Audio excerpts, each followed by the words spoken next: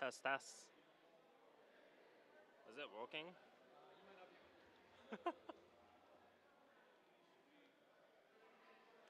Test, test.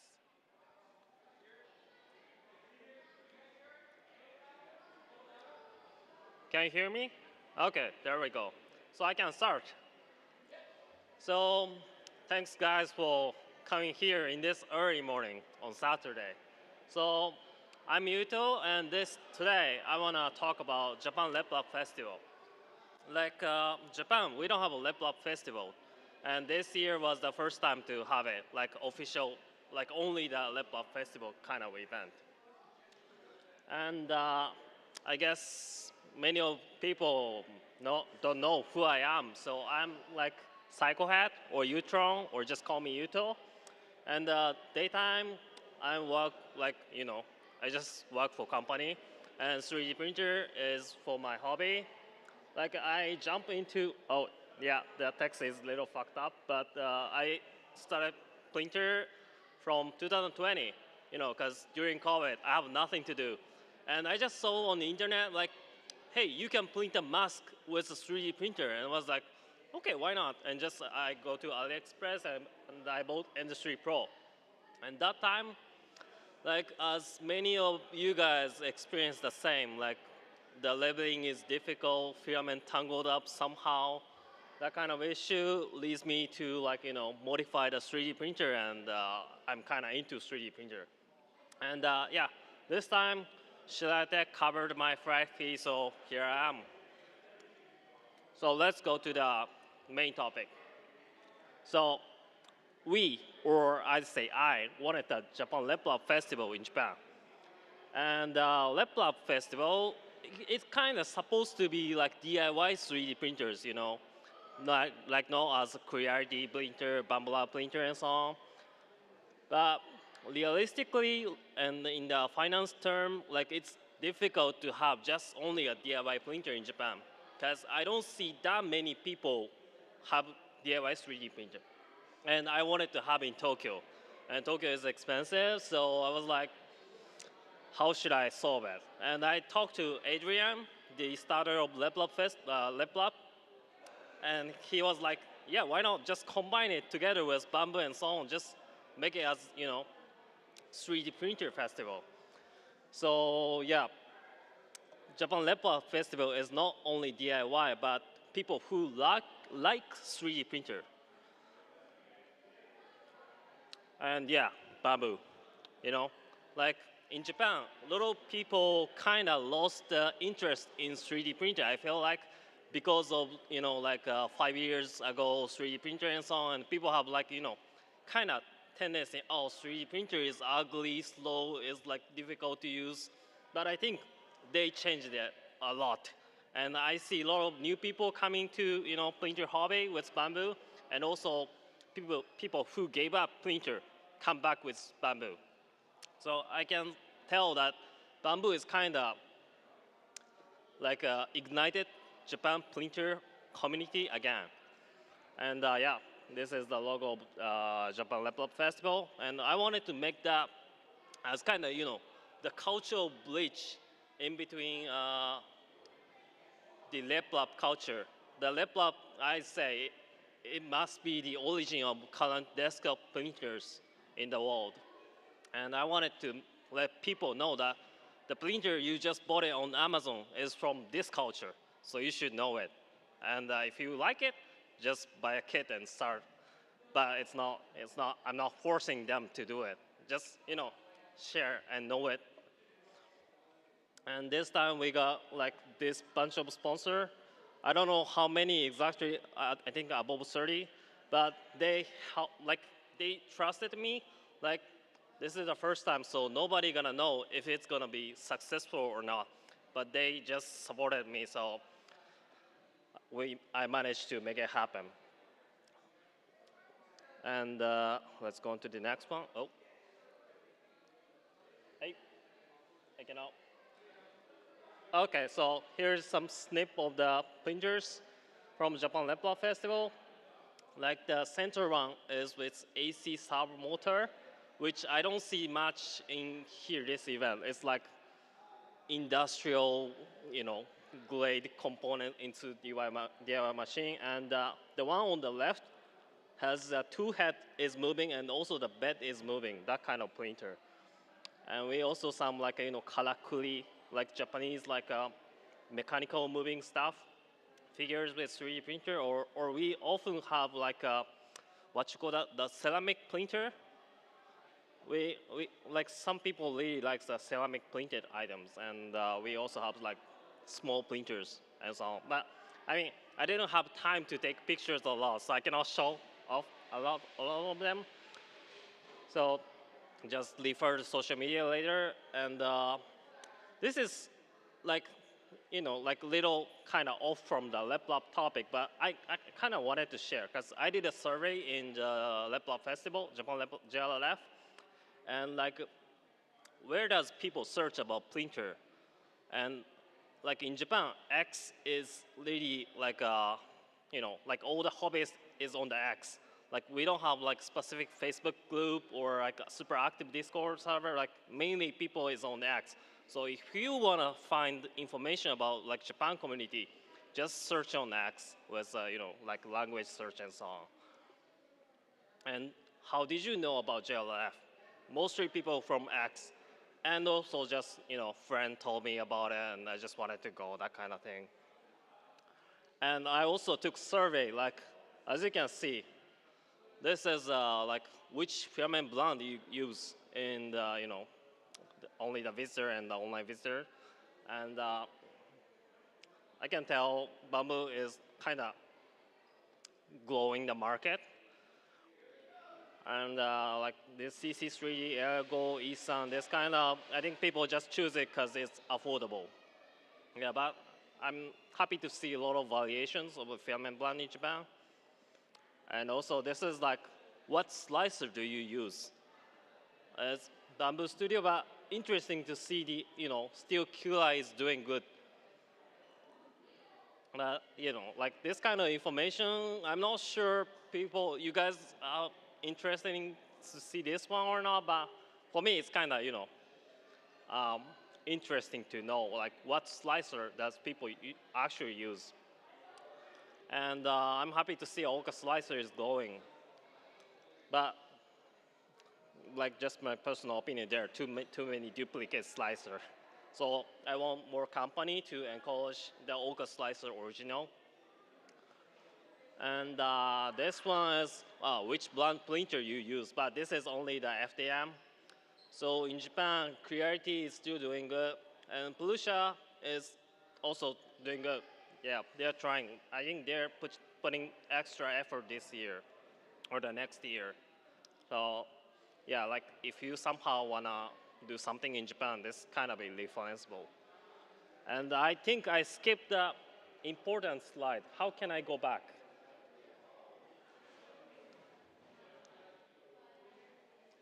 Maybe one more? Can we go back one more? Oh, yeah. So I can move it?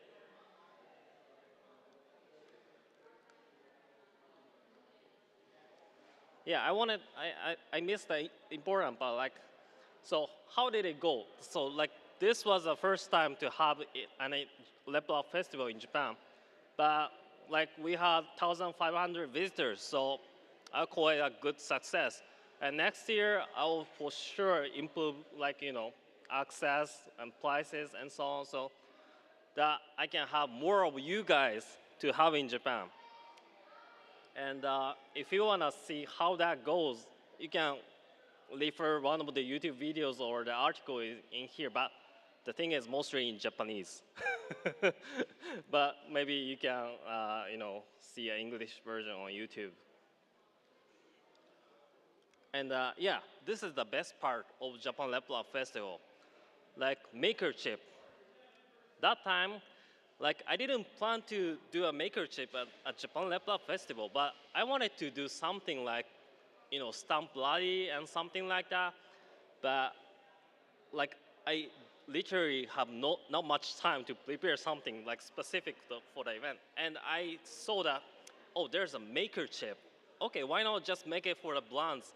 And I just start printing for the the sponsor brand's maker chip, and people saw it, and they start making their own chip, and like the maker chip I printed, I say it's super simple, just just multicolor printing. But when I when I on that show on the day, like people bringing like these like super advanced maker chip, like like you can see like this the one in the gear and so on, like not just a multicolor chip, but with a tiny function included, like I say like Japanese craftsmanship thingy. So I'm really happy to see this, and in Japan, like not only Leplab Festival, but Maker Faire and all the other like hobbyist event. Now people bring this kind of chips everywhere, and every single event, they have more advanced chips. So I think I cannot keep up with the design skill for myself, but it's really nice to see the maker chip culture is growing in Japan. And here I saw a bunch of maker chips as well. So I think maker chip is really the key to, I don't know what to say, but to connect the community and also person. Like, like exchange a business card is not a thing in the hobbyist event, and I don't want to do it. It's boring. But maker chip, like really you can express like how you print, or you can show the print skills, or like what kind of design you prefer, or like what kind of like like a neat feature you can include in the tiny space. So like I really like it, and I, I, I, I say like huge thanks to K2 Kevin for make this kind of culture, to start this kind of culture. So yeah, I don't know what to say. I I see like this is not only connect the people, but this maker chip also connect the Japan and the other countries together. So I'm happy to see it, and I hope like we all can grow the more like this DIY culture. Even though there's a bunch of like like off-the-shelf printers, I want to see more of this maker chip culture and also the DIY printer culture. Like yeah, as a starter of the desktop printers in the world right now. And I don't have any closing comment, but one thing I can tell is I'm planning to have Japan Leplab Festival next year on May 30 to 31st. It's right after the kind of holiday in Japan, so it should not be that crowded. And around during this time, I think there's no 3D printer related event. So if you have time, if you have like extra holiday or something, just make as an excuse, to visit Japan. And I will host in Tokyo, so you can just go sightseeing in Tokyo, and after the event, maybe you can go to Osaka, Hokkaido, Okinawa, and I'm also planning to make some adjustable plans for the international visitors, because you guys have to pay the flight and hotel and so on by yourself. So I want to make a kind of international visitor friendly plan. And also, if you want to exhibit something, I'll also consider to kind of make it affordable compared to the Japanese people. And yeah, all the information is mostly on X and Discord, so if you're interested, just check it. And I will share this slide to the team so that you guys can see later, like all the like survey result and so on. Yeah, that's pretty much it. I'm still having a jet lag, so my presentation must be fucked up, but I'm happy to receive any questions you guys have right now.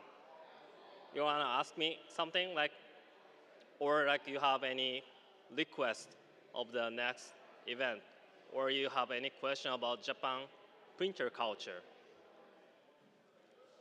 If like,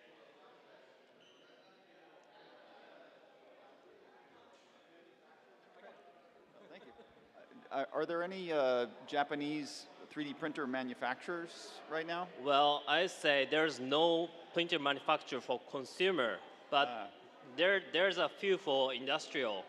Okay. And one of the company called Gutenberg, actually they are like the team of super hardcore 3D printer people. Like they all build Volons and Snake Oil XY and so on. Like they were active on Twitter, but at some point they just kind of stopped sharing information on Twitter. I was like, what's going on? And I realized all the people went to that company, like startup company, and they're making really capable of like 20K acceleration, 500 millimeter per sec, and they can even print a peak, like a true peak, like not just extrude but functional peak printer. And they say that they're already kind of finished the certification for UL. So that means they can enter the US or the other markets. So maybe next year I can bring them to here as well. Yeah. So yeah, at least, yeah, few companies for the industrial, yeah. Any questions you guys want to ask? Any extra? Anything is okay. I think I'm familiar with most of the old Japanese printer related people or the company.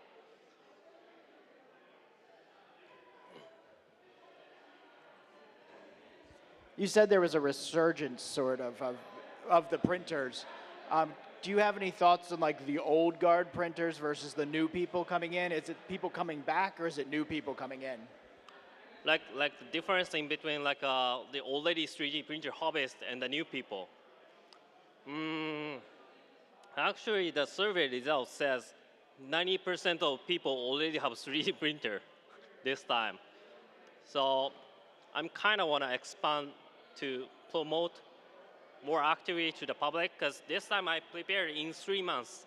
So I didn't have much time to do a promotion that we're gonna have this kind of event in Tokyo to Japanese people. So next year, I'm planning to invite more people, and I'm not sure about 3D Printopia, but I always think I wish I have a 3D printer when I was a student. So I make free ticket, like for student, the ticket is free. And I will keep the same for next year. I don't know, I hope more people will gonna jump into, like, after the event. Yeah. You guys have any extra questions?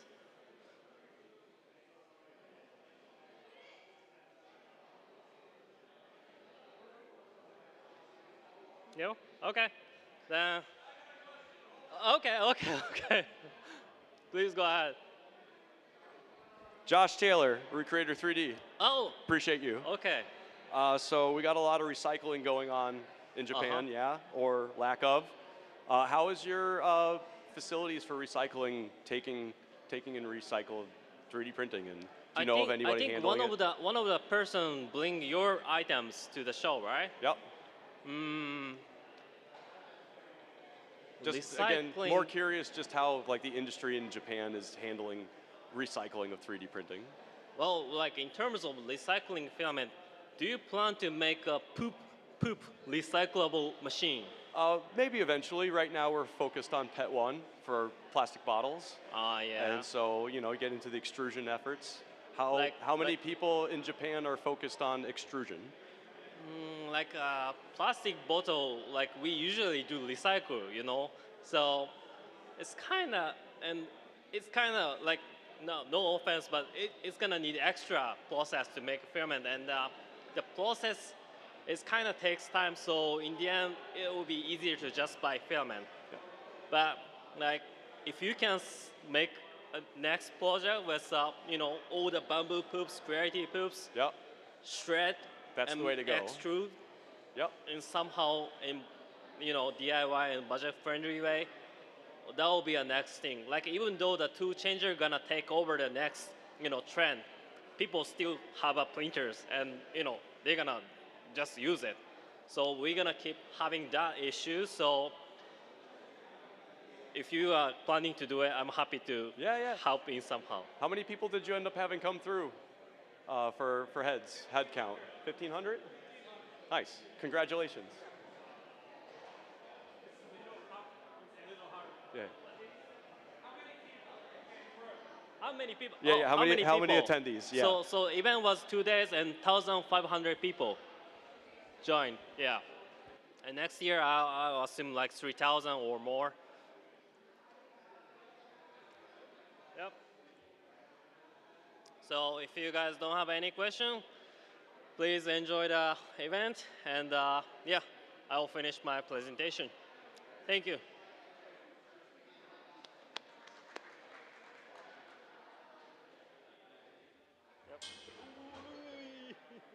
Yep.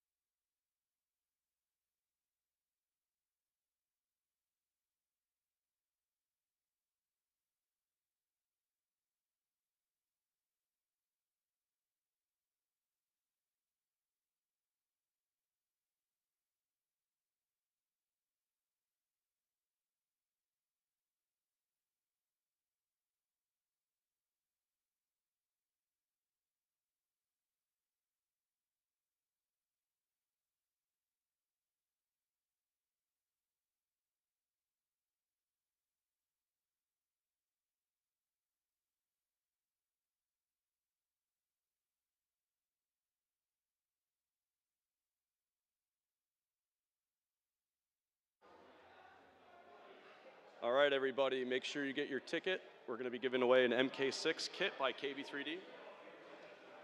My lovely assistant B is going around with tickets right now, so if you didn't get a ticket, she'll be giving you one.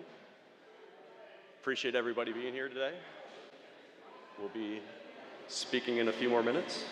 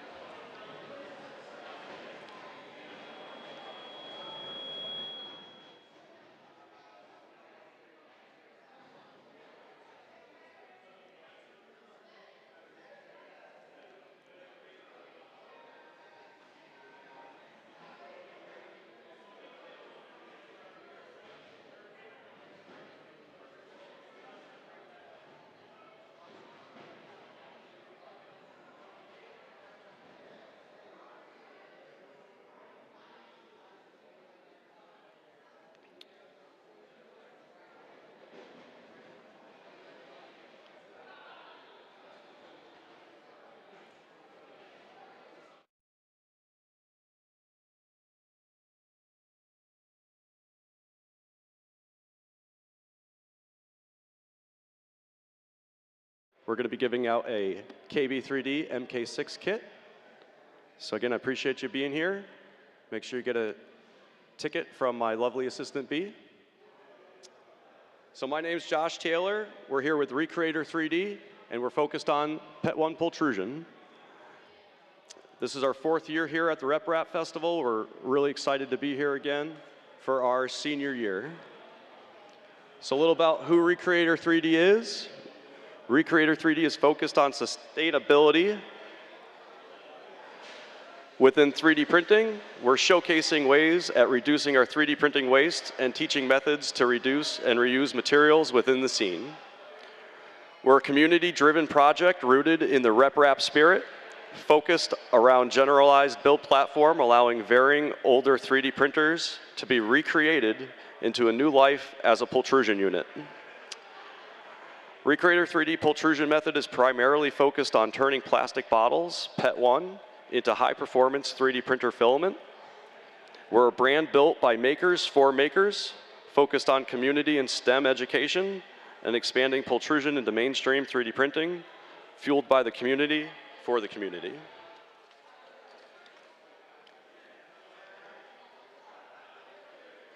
We've got varying pultrusion units out, as there are varying 3D printers out. Again, we're focused on working with our older printers and turning them into pultrusion units. For the most part, we're focused around our Ender 3. And as I showed you here today, that you're able to win our MK6 KB3D kit, we've been able to take our project and turn it into a product. So we're like to be creative and artistic in our presentation with how we wrap up our filament. And that's a good way for anybody else who's getting into pultrusion to be able to share the filament with their friends or family or anything in between. We're able to join those filaments, turn them into awesome 3D prints. I like personally to make key fobs and pass those out to people, and it's a great way to talk about the different material that we can use, that we have access to in our recycling bin. Again, I'd like to thank all our sponsors here. Without our sponsors, Recreator3D would not be at the RepRap festivals. So thank you again to our sponsors for sponsoring us and everybody else in the RepRap scene. Pultrusion, many of us are familiar with extrusion, as our 3D printers are extruding, and our filament also comes from extrusion. But a lot of people aren't familiar with pultrusion yet. Pultrusion is pulling through a heated hot end and reshaping PET1 strips into continuous do-it-yourself filament. Why it matters: sustainability, accessibility, and do-it-yourself friendly. We're reducing local plastic waste as well, giving our 3D printer electronics a new life. It reflects on the RepRap ethos. We make, we mod, we recycle, we repeat. Recreator3D is open source, but not commercial. Our pultrusion pulls and reforms strips to strand, where extrusion pushes melted materials. So again, we really want to just get people on point with pultrusion. We're about 7 years in pultrusion, where 3D printing is about 25 years. So we have to learn a lot about pultrusion, as we're very familiar with extrusion. So you can see in this example, we're taking our strips, putting it through our hot end, and reforming it into our 1.75 millimeter filament. We use our filament strip, and we determine the thickness versus the width, and we have varying cutters that allow us to use our calipers, fine-tune our bottle diameters, and use the proper thickness. You can see that our filament can potentially be hollow, which just gets compensated in our slicer afterwards. So if you're making hollow filament and you're curious if it's going to print all right, we got plenty of examples downstairs at our Recreator3D booth to show you just how awesome pultrusion is. So year 0 with Recreator was us getting Recreator together. So we had the spark and our first prototype of the MK1, and our idea was born. We focused on our aging 3D printer technology in order to get us started. In Q2, our early testing and our trial and error first brought our MK3, or our MK1 into our MK2. We had community input as we allowed the MK2 to be public release. We shared it online with early adapters, And Naomi Wu, who the 3D printing industry knows, she really launched us out that year. That encouraged us to go into our MK3 unit, which allowed us to actually move forward with our production of MK3 orders. So this is an MK3 or an MK1, that's our first unit. That's my very first pull. Make sure you got your safety glasses on when you're doing experimental things because our eyes are important. With our eyes being important, you can see that I've got some, not so much safety glasses, but my normal reading glasses, and they are created out of Sprite bottles. So not just our material is fun for our 3D printed projects, we can also have it be economical for our wallets. So as I mentioned, Naomi Wu hit us up on Twitter that one day, brought us from 7 members to over 700 within the next 3 months. And as mentioned, that brought us into our MK3 launch, and we had over 23 betas that went out that year. And again, the Recreator community wouldn't be what we are without our members supporting us.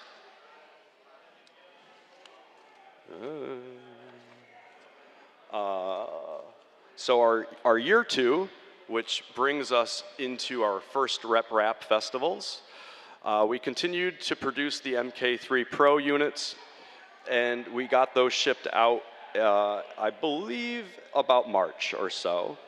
That brought us into our first community push of the RepRap Festival, which was MRF. Unfortunately, I couldn't attend MRF. We were about 1 week away from that festival, and we got our first ambassador, Gary, and LDO hooked us up with a quarter of their space to be able to show our MK3 off. Later that year, we debuted our MK5 at ERF 2022 that year, and LDO also pushed us into the ideas of our first kit to bring the MK5 down smaller, reform it, shrink it, and make it good for shipping. So again, as a reminder, if you've not gotten a ticket from my lovely assistant B at the door, make sure you're getting a ticket. We're going to be doing a giveaway before you all go away. So that's our MK3 Pro unit. We bought us through our batches, and we're all through the United States amongst those, which is nice, having different people in varying locations. This was our MK3 Ender. You can see one currently pultruding down at our Recreator table. This was our first ever table experience.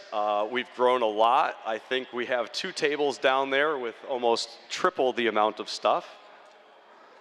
And again, our senior year, we love to bring back Simon, our computerized buddy. He's also down at our table. And we're friends with 3D Printing Professor, and that's one of his projects. Alongside that, we got Doug down at our table too, who is also representing 3D Printing Professor. There's several pictures of me doing this. So again, thank you for having me here today. Our year 2 was 2023, and that brought refinements of our MK6 kit. We released files to the community for public beta testing. More community testers brought broader feedback and allowing us to refine our written build notes. Our RepRap expanded into Rocky Mountain RepRap Festival that year, which was exciting for the RepRap festivals altogether. And for us, our second ERF, which transitioned into pre-Printopia. That brought a lot of people our way, and our first talk, this is our second talk, and I hope I'm doing all right. My first talk, I did not have any of this presentation stuff with us, so I'm very humbled to have that this year. And our fourth quarter brought us into expanding beyond, and we had our first Sanjay Mortimer RepRap Festival, so we're excited that they were able to branch out. Again, we did our Fun Says early release that year. That brought us out to Rocky Mountain with another ambassador. We got our written notes refined with our MK6, which is, again, primarily backed from our community, helping us support that. At the RepRap Festival that year for 3D Printopia transition, we were also able to do another project. So we were humbled to bring Automata to the RepRap that year. You can see I had a couple other ambassadors. Actually, we skipped. Not in there. So we had several ambassadors that year, and a couple other people show up from their Recreator community groups. So I was really humbled to have schools come in and bring in other community members from those schools. We got Ace Gamer downstairs right now. He's talking all about Pultrusion while you're listening to me talk about Pultrusion up here. And that year we actually talked about recycling and what it does within the industry and asking for industry help. Prusa left that day and they went home and they made an announcement that they were going to be opening up their map globally to anybody who wanted to facilitate recycling of 3D printed plastic locally in their communities. So through this Prusa map, you're able to sign up, and if you do any kind of plastic recycling, you can now join that map. Again, we were at Smurf that year with Doug and Printablock, and you can go check out Doug and Printablock at our table this year. We're looking good on time. Year 3 brought us into 2024. More adaptions, makers continued using Pultrusion, and the Recreator Ambassador Program fully started. Collaboration grows, and our article on Pultrusion was published in Make Magazine, issue 88. That was a huge accomplishment for me. I personally have dyslexia. I struggle with my words and getting them out of my mouth and my head, so to be able to be published in Make Magazine, which I've been a fan of since volume 1, it goes the distance. So the RepRaps continue, and we have another year at Rocky Mountain, and our 3rd year at IRF, which has officially transitioned into 3D Printopia, with our biggest booth and more recycling efforts, where we also showcased ArtMe and extrusion. Our MK6 kits in development, KB3D, joins the scene, and we are now open sourced hardware with Recreator3D. Again, that year we went back to Smurf. Here's my magazine article with me at Barnes & Noble, happily excited that we're recreating. We got Ambassador Bill at our Rocky Mountain. Ace, again, is always doing an awesome, you can check him out on YouTube. He's doing a lot of colorization with Pultrusion and other Pultrusion methods. Me back at 3D Printopia that year. And that year we actually won a derby racer. So the derby racer causing all the chaos over here. They're having fun with a bunch of other makers. We also have a maker, Dalius. He's going to be doing extrusion efforts with Pultrusion. And he actually has some PET1 that he's printing with today. So if you're curious how PET1 prints, you can go to Dalius's booth right over beyond this barrier right here. So again, we also re-entered our car. You can go check out the derby racers right over there in the corner. And again, many thank yous to our sponsors. LDO has been one of the biggest ones. We're big fans of Jason. If you get a chance to say hi to him today, definitely do that. And again, we're showcasing Printablocks. We got Doug Downing's Printablocks printers downstairs. If you're interested in what you can do with RepRap 3D printing, this is one of the best examples of what you can do. Reuse your leftover spools and create a 3D printer.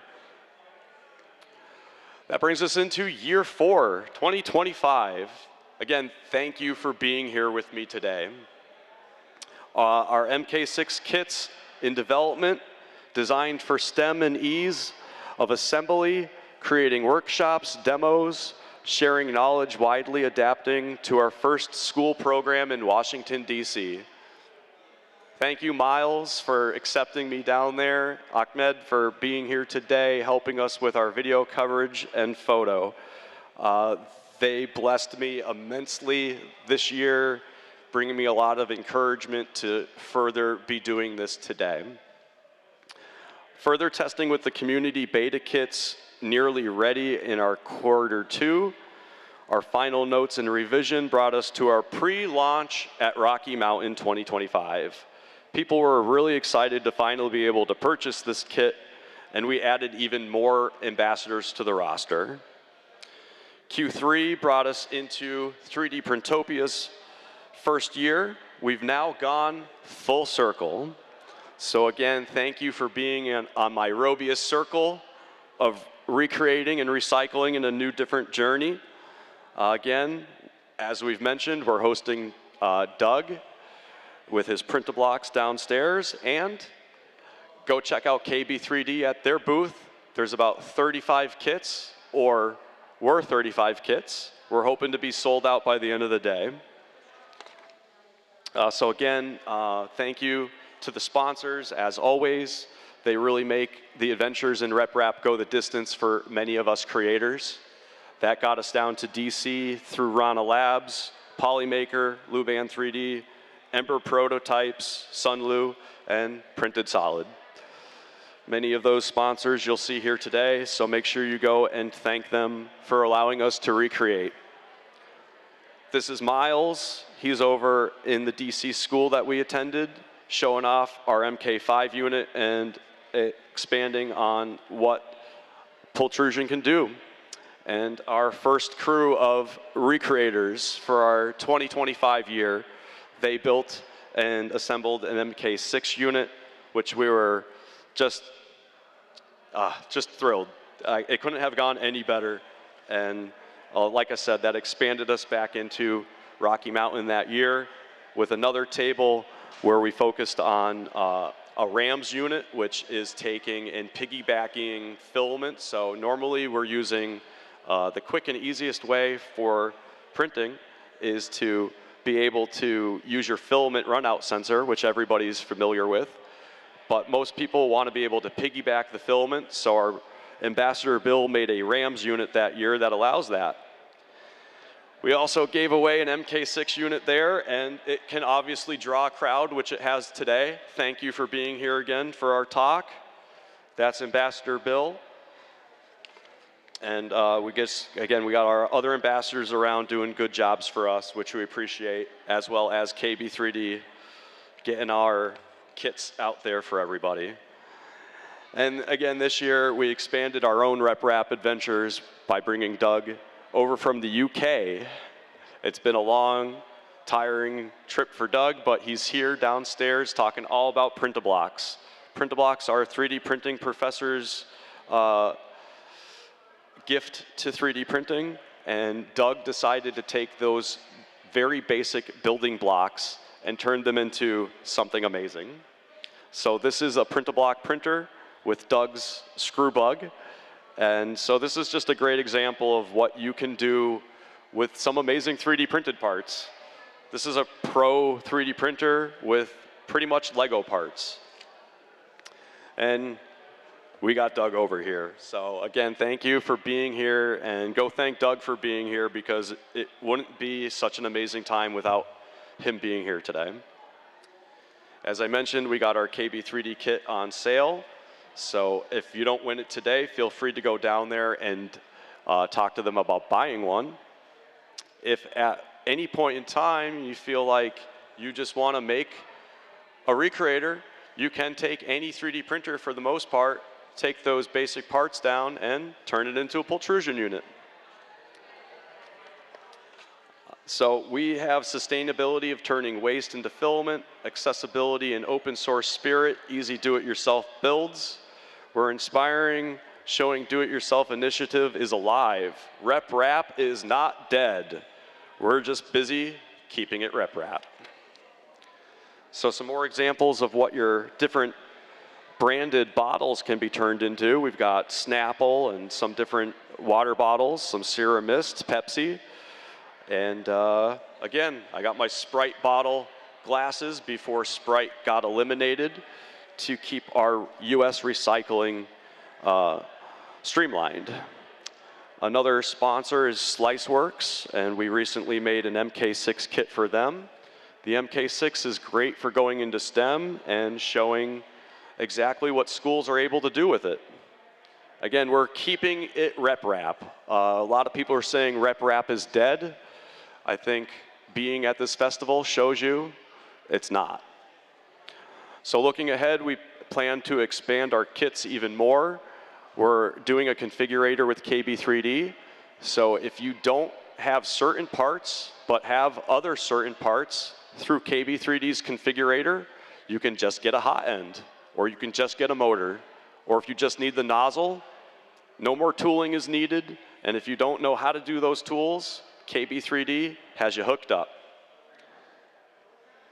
So going beyond that, we want to talk about Mr. Fusion and how we can, turn our recycling waste into different products. So beyond pultrusion and extrusion, we're going to be thinking about different methods that we can do with our recycling and what we can turn that into with potential energy or other product. So beyond that, we're also have an ambassador in the Philippines, and we've been talking about possibly going to Guatemala.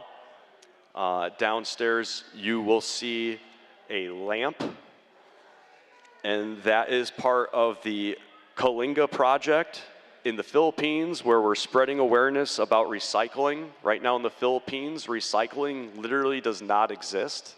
So if we're able to bring pultrusion into any community that does not have recycling, you're now going to impact maker community and just production in general. So again, hopefully one day we might go see Guatemala, but that's for another journey.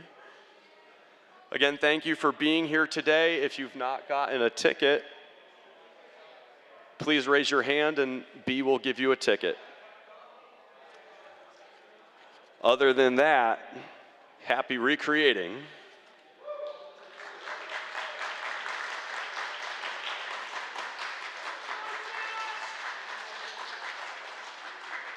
Y'all ready? Who's winning? Where's B at? I gotta wait. Got one hand, he's got it. We're good otherwise. So again, while that's happening, make sure you go beyond the curtain. We've got more vendors over there. Everybody's coming up to the auxiliary hall, maybe not knowing about all the other makers over here as well as the Derby race. So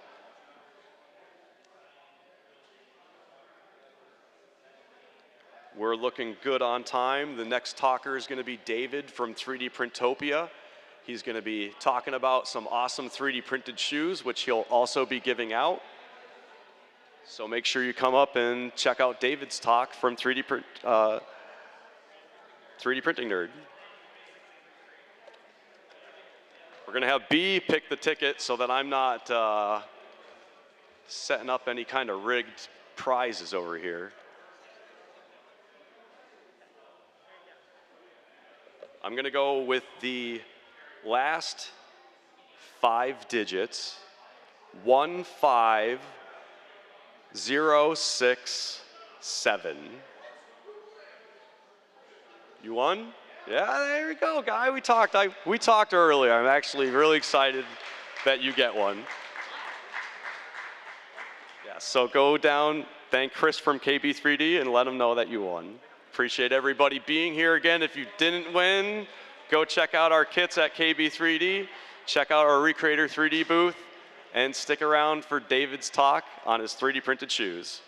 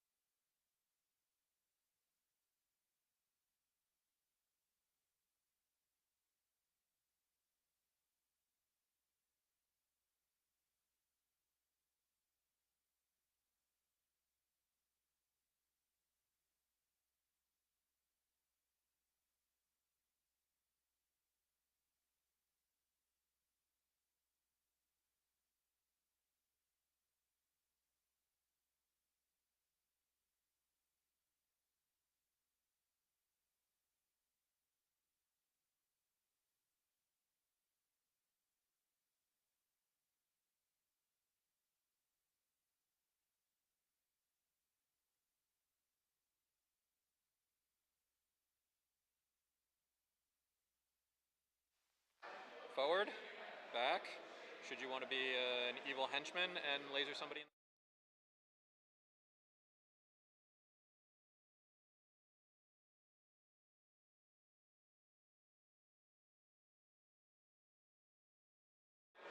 And then this is going to get fun real quick.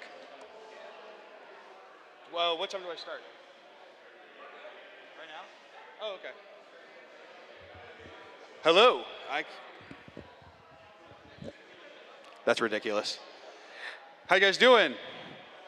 Let's make some noise. I know there's only a couple of us up here, but let's make some noise. Maybe they'll hear us out there. There we go. Big round of applause for everyone that made this possible. I mean, it's kind of awesome. And it's also a little bittersweet because this is the last year we're in this building. Next year, going to Philadelphia. Pretty cool, right? Excellent. So my name's David. I am the executive producer of the show 3D Printing Nerd. And I am also the designer of the D7. And that's a pair of shoes that I'm going to show you all about here and talk to you about it. But more importantly, what this talk is about, it's not just about the things that I've done, it's about what you can do. Because we can print anything now, from chocolate to space items that are up there floating around right now to things that are going in the human body to everything. And that technology is available, but it's also available for all of us right now. I mean, there's so many people that have started businesses with just a single 3D printer and to be able to grow from there, just from standard prototyping and doing anything like that. And so I wanted to get up here and kind of hit home the fact that anyone can do what I'm doing and what you see out there on the floor. And that's the kind of point of all of this, is that we can print anything. And so a little while ago, I came up with the idea of creating some shoes. And that's because I come from my mom was a fashion teacher. She taught fashion design. Hold on a second. Can you lower my mic a little bit? There we go. Awesome. I just want to lower. I like to yell. I don't want it to echo. And I've always loved fashion. I've always loved design and things like that. And then I met Cornelius, and he's the CEO of Zellerfeld. Zellerfeld is the company that's 3D printing the Nike Air Max right now. They teamed up with Nike. You can go there and buy the new Nike Air Max. It is 100% 3D printed, and it's fantastic. On top of that, there's a whole bunch of other designs out there that are getting released. A little while ago, I created some other items too, and let me see. There we go. I forgot where my slides are. What's next? Hold on one second. Can I see the preview slide?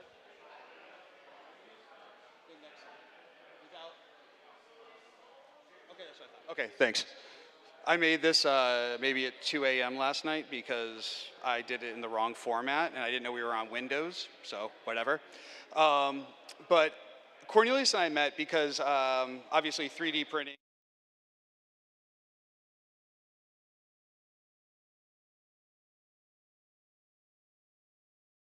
A bra for a designer. His name's Ashton Michael. I produced a TV show on Netflix called Next in Fashion. It was a fashion show where we, instead of having like amateurs compete, we took the best in the world to compete. Like people that are making stuff for the Sultan of Brunei, for Celine Dion, for Lady Gaga, for Korn, for every other band. And that's how I met Ashton, and he asked me if I could help him design a bra for his new line. And this is what I came up with. And that's Kelly Rowland. Kelly Rowland has been rocking it. Avril Lavigne, Gwen Stefani, a lot of them have it. And this is the bra design. This one was electroplated. We did other ones that are leather wrapped. We did other ones that they wanted in raw PLA, like to look rough. And it really broke my heart because they're like, we want to see the layer lines. And I'm like, no, you don't. But it looks really cool. It does, especially when it's on, you know, someone like that and not me. But that really kind of was the impetus for this, to be able to do something like that. And it made me realize, like, wait a minute. Like, I don't know CAD. I use Tinkercad. That's my jam. I'm still cutting on Tinkercad, starting to use some other things. I'm teaching myself Nomad Sculpt right now. It's way more difficult than I thought. But I was able to create this, and now it's out there in the world. And so that got me going, and I'm like, wait, what else can we do here? And then I teamed up with Zellerfeld. And I did all of this by hand because I don't know CAD. So I did this all by sketching and sending it back and forth with an engineer in Germany for over a year, working on this and testing things and all those elements. And you've seen 3D printed shoes. They're zany, they're wild, they're all this stuff. I didn't want any of that. I wanted to use additive manufacturing for functionality. I wanted these to be shoes that you can wear and no one knows you're wearing 3D printed shoes, but there's a whole bunch of secrets going on in the inside. And so I came up with this. That is the D7. That is, D is for David, the 7 I'll let you figure out. I have a little mystery. And these are what on my feet. And Joel, running around, has a pair of white ones on. And they might look giant. That's because they're scanned to my foot. I have wide feet, so I could get custom shoes. One of my feet is a little bit bigger than the other. Guess what? Custom to my feet. I don't have to worry about other things like that. The mesh design you see in here allows airflow to come into the shoe. And it compresses, and I'm not going to take my shoe off because it'll smell, but on the inside, there's meshing on the inside as well that allows air to circulate around your foot. And you can only do that with additive manufacturing. You can't do that with normal production of shoes. You have to use 3D printing for it. Also, I love to skateboard. I still skate all the time.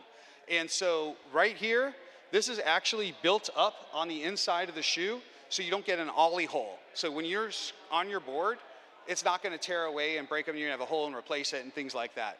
These are also 100% recyclable. You can grind this down into the original TPU and then use it again. It's made out of Zellerfeld's proprietary, I think they call it Zeller foam. I think that's what they're calling it. And they have their own custom machines that I just learned are using micro Swiss nozzles. So that's kind of cool. I'm like, wait, you guys made my shoes. So that's kind of fun too. And it's a really neat, kind of classic design I wanted to go for. I wanted to go for something that was reminiscent of the airwalks I had back in the day, the half cabs, those old shoes I used to skate in, and try to have a little fun with this. So here's a couple other looks. If you want to see, obviously I have them on my feet as well here, went with this. And the other thing about this that's really neat, all this mesh, not just functional for airflow, but when you want to wash your shoes, you don't have to take the laces out and deal with this. Oh, is it leather, is it whatever? I threw these in the wash with my other clothes, and after the spin cycle, they were dry. Because the centripetal force of the inertia that's going around and spinning pulls all the water away through the mesh. You don't put these in the dryer, because it'll melt. That's bad. Don't do that. But actually, they do hold up to fire okay, because I did some stuff with a skateboard on fire with some friends, and it was fine. So they didn't melt, as long as it's like short distances, I think. But part of it is too, is like you can throw these in the wash with whatever you're doing. 2 days ago, I was running around a field doing with Subaru rally cars. We have an episode coming out where we're customizing cars. And I was literally in deer poop, rocks and thorns and stuff like that with my shoes. They were totally thrashed. I threw them in the washing machine. 20 minutes later, they looked exactly like that again. And so that's another neat thing that we can do with these materials. But once again, these materials are available to all of us. Zellerfeld has their own material, and that's their own proprietary thing, but you can get other TPUs. You can start doing this and start evolving it and prototyping into your own space to create your own look. And then I have the 3D, these are renders, so you see it's a little funky in the back, but put 3DPrintopia in the back as an homage to the show. And I had to do one other thing that was a little more special. We had to create a white version, and I wanted to do a blue version too. So right now, if you go to Zellerfeld.com, look up at the D7, you'll see coming soon. You can put your email in and get notified when these go on sale. They are going sale on October 20th. That's my birthday. I thought I'd kind of give myself a birthday gift. And then people are going to be able to buy them. And that's out there. Right now, I just wanted to make sure I had them available to show all of you here at this event. And it's kind of funky. And we're going to have some new colors coming out in the winter, and then I'm going to do some in spring for springtime. So how did I get here? Like I said, it was all paper and pen. I did every bit of sketching to try to figure out what I wanted for a shoe and how to actually make it. Obviously, if I knew CAD really well, I would have sped the process up a bit, but this is where we were at. I wanted to start with this kind of design, and then we were thinking, like, could we fit 3D printing nerd on the side? And no, that looks terrible. So that didn't happen. And then it was also kind of a little too spacey for me, a little too funky. And so kind of cleaned it up a little bit more and started working with different designs and getting into it. And that's a really cool thing. Like if I was prototyping a shoe, a traditional shoe, like the ones that are on most of your feet, it's a much different process. You know, you can't just go back into the digital file and go, oh, I'm just gonna fix this and then print again. You have to go through everything. You have to go through all the different parts. I think the shoes you have on your feet have 200 different steps or pieces that go into making a regular shoe. This is one. And then wanted to add the logo. I'm like, kind of thought I'd like kind of rip off the Converse look a little bit, but then what I realized is like that might look cool, but there's no way that's gonna print correctly. It looks great in the drawing, but if you're trying to print that with the nozzle systems and things like that, because it's on the side, it wasn't gonna work. So we had to take considerations to be able to make that happen. So I got rid of that. I wanted to add a little bit more style in the back and kind of a different flow on the top, and then eventually got to this. And then my final notes were trying to make the shoe a little more drop, take out some of these other features to get it really looking like something we'd had back in the day. And what Chris is doing right now, what they're doing is they're passing out raffle tickets because you're gonna get a chance to get your very own pair of these. We're raffling off a pair of these, 2 pairs actually, because I'm a nice guy. Also you're gonna love them because they're so comfortable. It's crazy. And so here's what it looks like right now on their website. And this is here. Let me see. Yep, that looks correct. This one is called the Joel Bot because I put Joel in the bottom of the shoe. And yes, it leaves a perfect picture when you step in water, sand, whatever. You leave little faces behind you, little Joel Bots. There's another version that's going to have just the D7 logo in the bottom in that placement because I wanted to create kind of 2 different tiers. I'm sure you're all asking, like, how much does something like this cost? I wanted to make it as cheap as possible. We have to obviously deal with realistic numbers and things like that. The basic D7 is $189, and the JoelBot is $209, but we're trying to make it $206 because that's the Seattle area code. So I figured, why not, you know? Let's go there with that. But it's not like your $300, you know, Adidas, whatever ones like that. Like, that's nonsense. And so that's this. But this is something that like I created. I got involved in 3D printing 7 years ago when I've been friends with Joel for like almost 20 years now. And as he started his YouTube channel, I got involved. I would give him production help because I've been producing TV shows for the last 25 years. And when it took off, I jumped on and said, hey, let's give this a shot and go. And then I started learning about additive by making the show. And through all of you, through all the stuff you've done, all the conversations we have, I learned from all of you guys and some really bad old YouTube videos of Joel's. And that's the evolution of the shoe. And the really fun thing about this is they are so durable. Like, that's not just a pretty picture. I was out there skating for about 3 hours before I took this photo, and they're just fine. They can shred and hold onto your feet, which is really neat too, because a lot of other TPUs and a lot of other shoes that you may print on, like your H2D, your XL, they're not gonna hold up. They just won't. The materials don't allow that to actually happen the way this does. I cannot kickflip very well in them, but I can't kickflip in general, so if you see me, don't ask me to do a kickflip because I can't. And there you go, right? Absolutely perfect behind it, which is really kind of fun too. So if you're gonna rob a bank, don't wear these. They will know you and they will find you. And that's kind of the fun of the D7. And that's, we're gonna have time for questions and stuff later at the end. But as I mentioned, this isn't just about me and the shoes. This is about what all of you are doing, what we're all doing. And that leads me to the Community Manufacturing Initiative. I don't know why I do that voice when I say it. It just sounds so like formal. This is a nonprofit that Joel and I launched in April. It is under DECA and FIRST. If you're familiar with FIRST Robotics and Experiential, Dean Kamen, all of that, we are a part of that and under that. Currently, we manufacture and 3D print all of the XRP robotics kits for Spark Fun. That's what we do. We just did like 80,000 parts recently and have all of that. But our goal is to put ourselves out of business. We want all the schools printing them. We want everyone making their own because you can. You don't need us to do it. Sure, we can do it and help move it up, but I'd much rather have everyone else making their own and actually learning and bringing it to other people. So the Community Manufacturing Initiative launched, and what it's doing, actually I think I have another slide. That's better than just text. So that's the XRP robotics kit. It's basically your gateway drug to FIRST Robotics, is what I like to say. This is a Raspberry Pi going in here. We've got boards from ARM. We also partner with WPI, ARM, Raspberry Pi.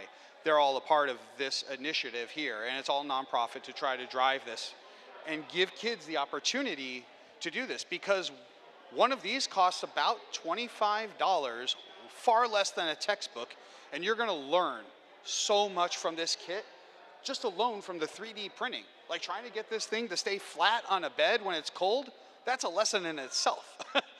Something we had to figure out too, because obviously not a lot of surface touching the bed on the outside.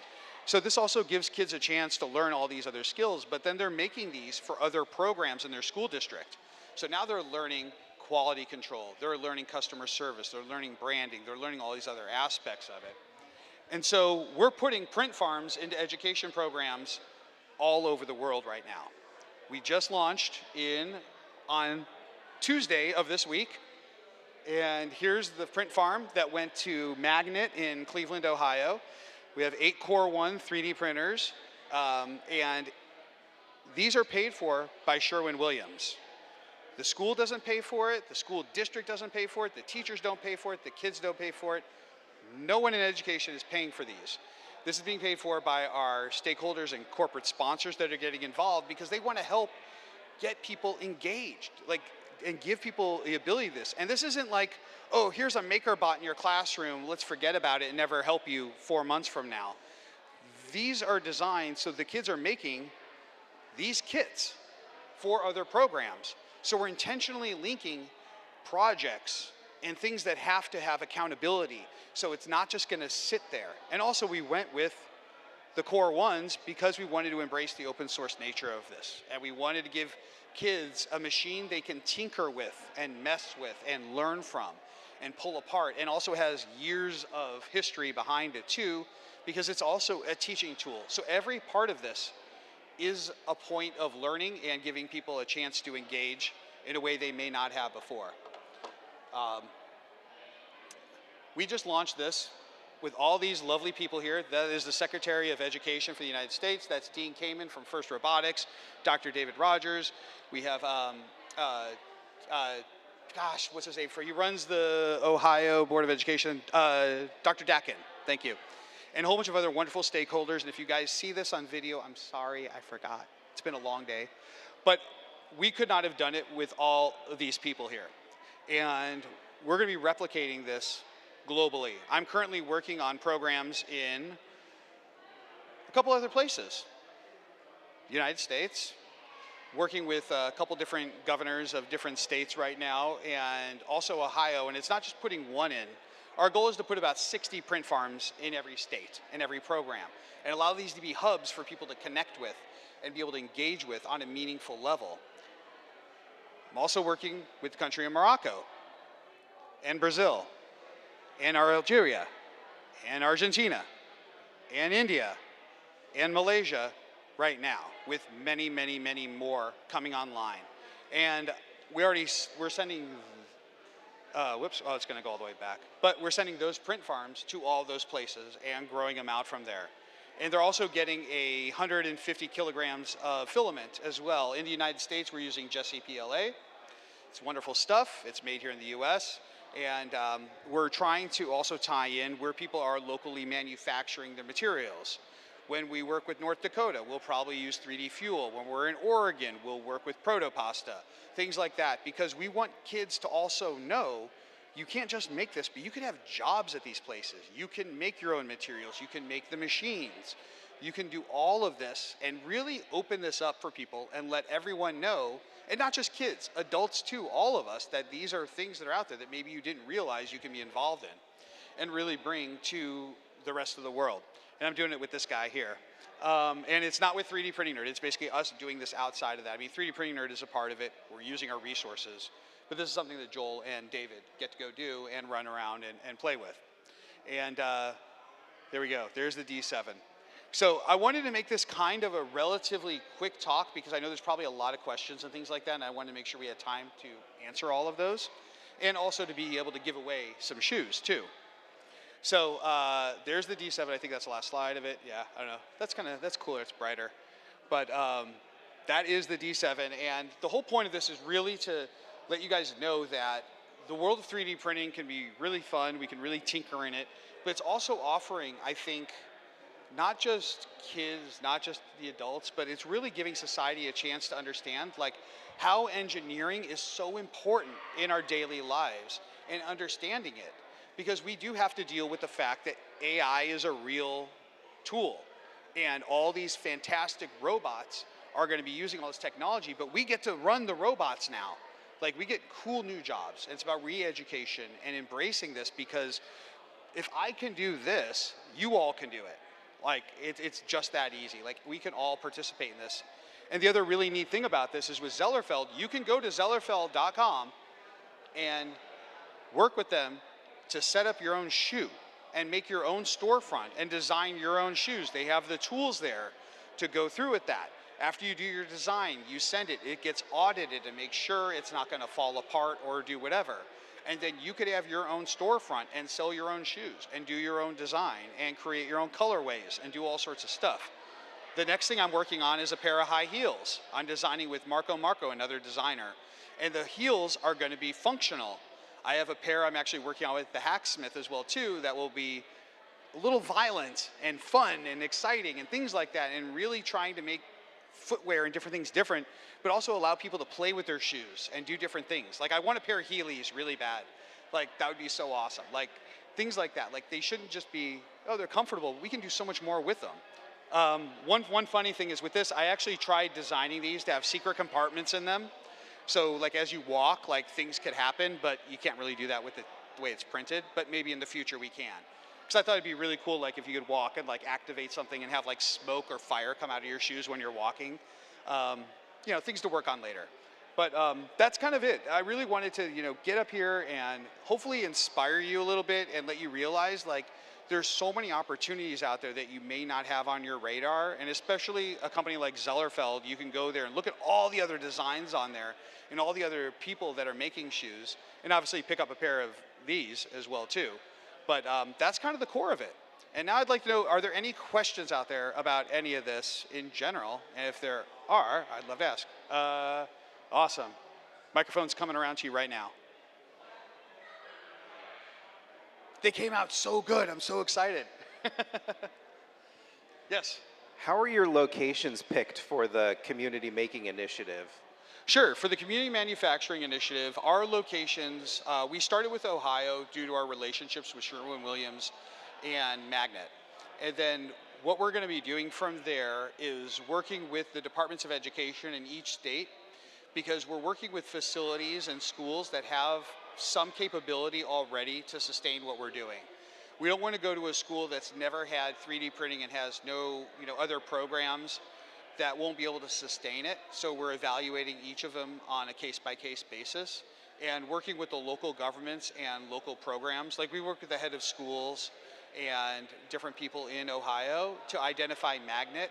So Magnet's a really neat facility. They have, it's a hub that all the kids can come use.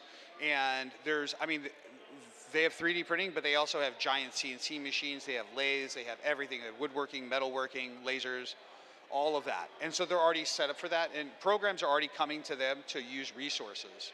So they were kind of geared up to get it going, and we're just evaluating and going through and starting really slow because we want to get it right.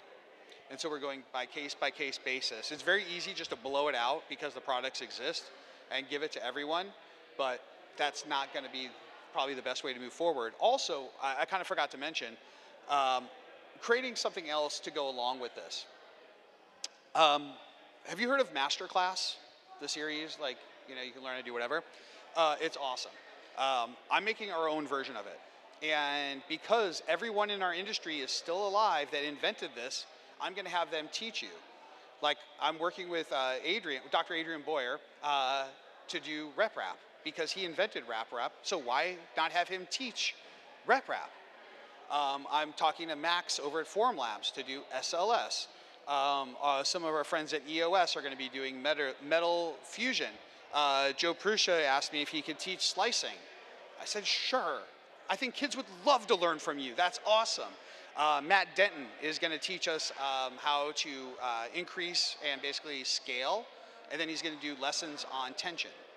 And so we're building all of that out. And so when you get your print farm, every kid and person will get access to this program for life. There's no renewable fees, there's no anything. Once you get in, you're in. And as we grow and create resources and videos and PDFs, that'll grow with it too. Also, if you don't need, because there's so many programs that already have 3D printers and they're already set up and ready to go, you can just get the masterclass program that we're putting together, and then they can have access to that. You don't have to buy a print farm to get it, because that'd be crazy. Because so many programs are already up and running. And that's kind of how that's evolving. Other questions? Yes and yes. Yes, Michael. Loving the shoe, man. So most of the other shoes that are out right now for 3D printing are focusing on lattices on the bottom. Any thoughts on why you went towards a different direction? And then for part 2, any thoughts on letting people design their own sole like you did for the Joelbot? So I missed the first. It's really hard to hear you because I'm getting all the audio there. What was the first I part? thought I was being too loud. No. Be louder. What's the first part of your question? Most of the 3D printed shoes right now focus on the lattices underneath. Oh, yeah. Any thoughts on why you went a different direction towards where it seems like those others are going? So he's talking about the midsole of the shoes. Yeah, like Adidas, they do the midsole, and I have those forwards. The only thing that has survived is the 3D printed part. My upper, shredded. Everyone's uppers on those Adidas, totally shredded. And they're great shoes. Like, they work. They're wonderful. But with this, I wanted to, with Zellerfeld, it's all in one shot. It's on an FFF printer, and it's printed all in one shot. I think the shoes take about 40 hours to print, and it's all one piece, so you can grind it up. You don't have to have other steps. And we're not trying to mix and match. And also, it works. Like, we don't have to do that anymore. We don't have to do those other things. We can make it directly. And as far as this, no one can modify these. This is my product. You can't add your logo to the bottom of them. But you can make your own shoes and then do something like this. And I encourage people to do it because, like, if you could even, like, make your own for an event. You know, put some paint and walk around on the ground and do stuff like that and do other things and play with it. And stuff like that. And I was the first person apparently at Zellerfeld that they ever worked with that was doing things like this, that had an additive background too, to bring this in there and like, hey, I want to put this in the bottom of the shoe. Does that answer it correctly? I heard it all? Okay. Next question. Hi, David. Hey.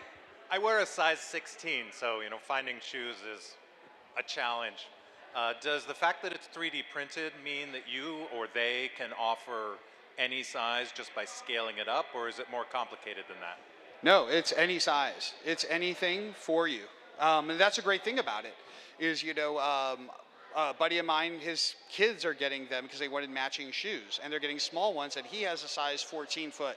So same thing. And also, yeah, a little bit bigger. But no, the size is not an option on it. On the web page, let's back a bit. But if you go to the web page, and there's 2 options when you go to Zellerfeld. It'll say buy a regular shoe or get your foot scanned. And then what you do is you take a piece of paper, it's an 8.5 by 11, put it down by your foot, you take a couple pictures of it, and it gives you the width, the length, and also whether you have like a high ankle or arch, and it lets you know of that. So that's why, like, if you see Joel's and mine, like, I have a bit wider foot, that's why they look the way they do. And I have other friends that have these that look very different of the style. So yeah, it'll be totally for your foot. And I was talking to John, Tripod, there's a big issue that if you only have one foot, you have to buy 2 shoes. And they've been fighting Skechers on that forever. And he's like, I was joking. And I said, well, I talked to Zellerfeld and they said they're working on that because they are printing it. Like, why not just print one shoe? Like, just print that for you and actually offer that. And I know it's not a massive market, but I think it's a very important market that should be addressed with additive manufacturing, because that's part of what we do here. We find solutions. Hi, David. Where in Brazil are you setting up your printer farm? Where in Brazil? Where are they for sale? No, where in Brazil are you setting up your? Oh, where in Brazil? I don't have the address offhand, but I don't know. I don't know right yet. I know it's a very big place, Brazil. I don't know exactly where yet. I'm currently working with Malaysia, Morocco, and Algeria right now, and then Brazil, I think I'm setting up in like 3 weeks, and I'll know exactly then. Yeah. Any other questions? Yes. Just come around. And everyone has a raffle ticket, right? Excellent. If you don't, get one. Raise your hand if you do not have a raffle ticket. Okay, they don't have them over there. We'll get you some raffle tickets. Yes. Oh, congratulations on working with Marco. I mean, that's a. I can't hear you. That's okay. I'll Just come speak up louder. to you. Speak louder. Do you have a microphone? I'm good. Oh. Congratulations on working with Marco. Oh, yeah. Obviously a huge designer in the queer fashion world. Yes. Do you see more designers like Marco who are making fashion that's not what you normally see on the street, starting to use 3D printing in their work? Yeah, absolutely. So she was asking about Marco. So the name I dropped for the heels and stuff like that, him and Ashton were partners on the show Next in Fashion. That's how I met the two of them. And Marco is the designer behind everything you see on RuPaul's Drag Race. He's behind Lady Gaga. He's behind Cher, Britney Spears, Katy Perry, Kanye West. Not his shoes, his outfits, Jay-Z, Rihanna. Everything you see on their concerts and stuff, that's him. He's currently wrapping up Christina Aguilera's burlesque musical in London. He designed all the costumes for that as well too. But he's also the person that did the first trans fashion show and the biggest fashion show in New York history in the US that was in Central Park, I think it was, a couple years ago. And it, like, he is a huge trailblazer, wonderful human, and we've been nerding out on 3D printing for a while. He's also a friggin' genius. Like, when I see him CAD, it's like watching a ninja. Like, he's amazing. And so he and a lot of these other people, also if you know the drag space, Willem's also, okay, Willem's a friend of mine too. Actually, Chris, where are you? You printed Willem's head. That's right. We were gonna make a lamp out of it. But yeah, a lot of people in the other space, I mean, my whole thing is like, and I'll make another shirt, like I made this one, Prints Well with Others, making a bunch of fun 3D printing nerd shirts. But I have another one that is gonna come out that says open source, open hearts, because you kind of have to have an open heart and open mind if you're gonna play with open source, and it all kind of fits together. And I think a lot of people in the fashion space are gonna get involved into it. Fergie's designers as well. We've been talking about 3D printing and stuff. So you're gonna see more of that, but more for like function. Like we're working on some stuff. We were trying with CeeLo to have a costume change, but you could only do the rigging with 3D printing. Like we were trying to create custom clasps where we were taking high-powered magnets and putting it in so the actor could walk across and hit an area and then magnetically things would fly off them and do things like that. But the way it was designed, we had to 3D print it and things like that. So yeah, they're definitely gonna move more of that. And then I'm gonna make some underwear that will not be 3D printed with him as well too. That'll be coming out some. Any other questions? None? Okay, if there's no more questions, I get to stop yelling in the microphone. And, ooh, we're doing good on time. One more? What? Everyone has a raffle ticket? Wait, two people go. If you do not have a raffle ticket yet, and if you have no more questions, raffle ticket, raise your hand if you don't have one. James, get this man. All right. Yes, they're getting some more raffle tickets here in the back. Yeah, I'm super excited. If you can, you know, give a shout out on socials about the shoes. Let people know what's going on. It's really exciting. It's the first product I've ever made. I mean, I have my other company, Audio Jack, that's a mobile app, but I've never made a physical product like this, and I'm like super excited. And it's just so exciting. It's wild. Like something I've always wanted to do, and now it's a thing here, and I get to share it with all of you. You're the first people to see it. Like I held it for Printopia. I didn't want to do like something in LA or whatever. I'm like, this is where it needs to start, because you guys are the ones that let me get to this point to be able to create something like this. So, oh, well, thank you. Yeah, you guys are awesome. It's all you. So, I think without further ado, we're going to give away some D7s. You down? Who wants some shoes? Oh my God, make more noise. I like that. Woo! Oh wait, whoa, there's more people coming. Oh yeah, get them in there. All right. So, if you win, You'll come up here, you'll chat with me, I'll tell you how it's all gonna go down because we have a release schedule with these, when you're gonna get them. You will get them, they're gonna be awesome. You'll be able to get white, blue, or black. And I'm so excited to see who's gonna win. All right, drum roll, come on, hit the chairs in front of you. There we go. All right, the first winner of a pair of D7s. And you'll be some of the first people to get them before all the fancy celebrities. There's gonna be a whole bunch of numbers. 20040. You're all with me so far, I assume. 0, 2, 3. We got a winner. Round of applause. Awesome. Awesome, awesome. Come on up over here to the side. We got one, and then we're gonna do one more. Yes. I'm not looking. Even if I was, I have no idea what I'm doing. There, come on, hit those chairs one last time. Make some noise. Let's get weird. All right. Oh, wow. Look at that. Do you know who that is? No. No. Okay. 2, 0, 0, 4, 0, 0, 0, 1. Yes? No way. All right, round of applause. Awesome. Oh, yeah. Thank you all. And yeah, you can all buy these shoes. They're going to go on sale on the 20th of October. But in the meantime, you can follow me on Instagram. I'm going to be sharing the process, the progress of all this, and the new things we're doing with them. And as you see me running around here at the event, if you have any questions, please just feel free to ask. And if you're here tomorrow, there's a wonderful charity panel with Make Good, Cookie Cat, and us about some other things we're doing to raise money for programs out here as well too. So thank you again so much for coming here and listening to me yell in the microphone and about these really cool shoes and stuff. Thank you very much.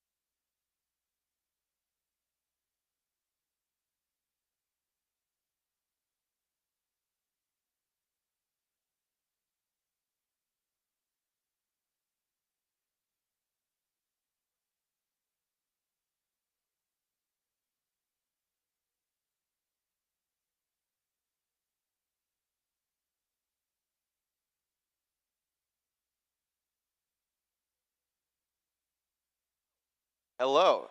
Hey, is this working? Hi. Talking business, sorry. Which we were supposed to do on microphone. I don't know if yours is on. But really, Oh, my it is. mic, out of all things, needs to be... I don't really need to use the mic, but... I guess I'm supposed to use the mic. Please. Okay, so we're going to do introductions. So we were invited as a sponsor of the event to do a speaker series. At Rocky Mountain Rep Rap this year, we did a panel discussion, which was just about business in 3D printing. So if you guys either have a business, interested in starting a business, just want some advice on, you know, how to get started, how to be successful, whatever, that is what we are here for. I know Grant and I answered some questions even afterwards, so if you want to have a longer conversation, please, we'll give us your contact information. We're happy to talk to you. We have 3 really amazing people on this panel. 4. No, okay. That just do an amazing job, and they're an inspiration for me as a business owner in 3D printing. We will start with introductions, and then really the stage is you. So any questions you have, you know, please just ask. We'll have somebody walking around with a mic that will be able to ask away. I'm Daniel. I own West 3D. I turned my mic off. I'm Ellie, and I run Cocoa Press and print kits. I'm Grant. I own 3D Musketeers, which you might know from the YouTube channel, but it is a 3D printing business and 3D scanning business as well. I am Luke Ashley of Luke's Laboratory. We make 3D printers, we make 3D printer upgrades, we have a print farm, and I also travel domestically to upgrade printers and solve your problems in person. I will do one quick plug. They had a really great Kickstarter for Pika Hot-End, so if you guys have a bamboo printer, that was a super successful Kickstarter. I expect in like a month those will be out there for people to do. It's fantastic hot-end. And today, they just released, or they just announced the Tube Compact, which is a super high flow hot-end in a really small form factor. It'll fit into any DIY printer and print faster than you can really cool it. So it should be a good time. So he's the creative genius of the crowd. I'm okay.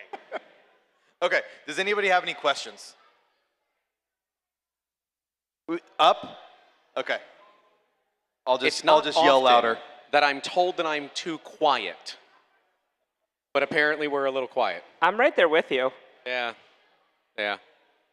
So does anyone have any questions for us, whether it is running a business where you're selling direct to consumers, direct to businesses, doing services?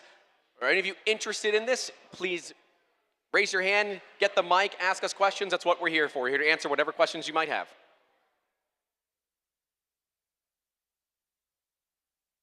You all are literally here for the show. Come on, give me a hand. A mic's coming to you right now. Hi, can you hear me okay? Yes. They can. All right. So my name is Bob. I work for a nonprofit in Greenbelt, Maryland, and we're trying to help people understand how to do digital design and 3D printing. My question is, what's next on the horizon for businesses? I see a lot of printing of figures and kind of cool-looking things and get widgets and things like that. But what's next on the horizon for entrepreneurs who want to start a business, market? I'm just curious what's on the horizon. Thank you. It's a great question. You're the parts guy. Answer it from your. We'll each answer it from our perspectives. We each have a different perspective. You're the parts guy. Yeah. So you know, for us, there's definitely a lot of changes in the 3D printing space, and you've seen a lot here with like the multi-tool head kind of things. Right now, one of the tragedies that we have in 3D printing is it's exploded in the last few years. With that, and there's a great display over at someone's booth, I think Ecovate's booth, where they show the printer waste. And I did a little model.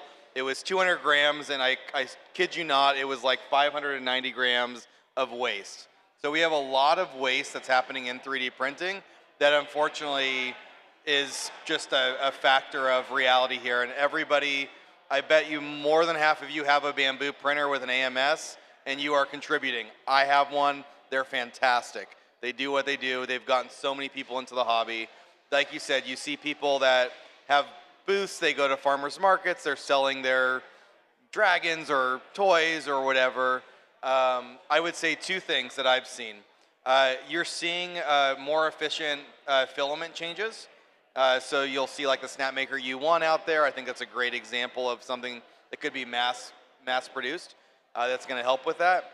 The other thing is I think we are at a point where there is more saturation in the market for those widgets that you're seeing at those farmers markets, that we have customers that have told us they stopped doing them because it's no longer worth it. Someone told me at Target now they sell some 3D printed parts, so like it's getting everywhere. You can't compete against that. I do think the positive to that we are going to start seeing is entrepreneurs branching out and really using more of their creative side to differentiate themselves. And that's where you're going to have really cool designs, really cool things. I just saw a giant pen over at Zombie Hedgehog's thing, and I want that. Like, that is awesome. Whoever decided to do that, it's amazing. It's a real pen, and I want it. You'll start seeing more stuff like that, and I think less of those things that you just find on Maker World and Press Print. Yeah, building off of that, I agree with everything you said. Building off of that, we're seeing less people who are interested in 3D printers for the 3D printers, which I think is interesting at this event that started as a Rep Fest and now is, 3D Printopia has expanded past just self-replicating printers. We're seeing that with CocoaPress. People want our printers fully assembled now, where everyone wanted them as a kit a few years ago. And that's one of the things, I'm not trying to self-plug here, but like that's one of the things that brought us to print kits is everyone's printing the Dragon, everyone's going on Maker World, hitting print, but how can we find that person that bought a Bamboo A1 Mini on TikTok Shop? They're selling thousands of them on TikTok Shop. And it's an impulse buy at this point for some folks who have the money. And how can we take that and have it not just be something that they use for 3 months and sits there collecting dust? So we said, okay, great. What's hard to keep this going? Finding the right screws, finding the right springs, learning about how to do electronics, soldering, that's all really, what's the word? Just like, it's scary to get into. It's a lot. It's intimidating. Thank you. That's the word. I'm still asleep. And so what we've been looking at is what are the things that people are interested in about using 3D printers as opposed to the 3D printer being the thing they're interested in?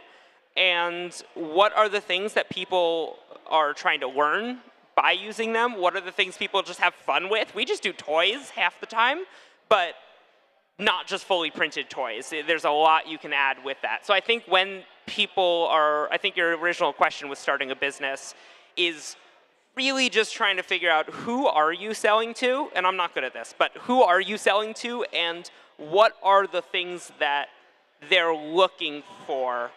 And that's difficult because sometimes what people say isn't what they open their wallet for.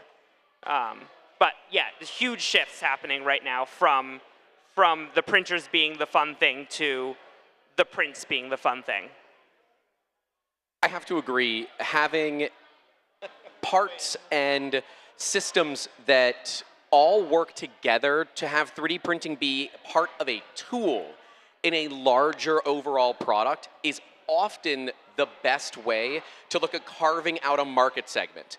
You were talking about marketing as well, and I would highly recommend, and I think most of us up here know that we're not experts at marketing.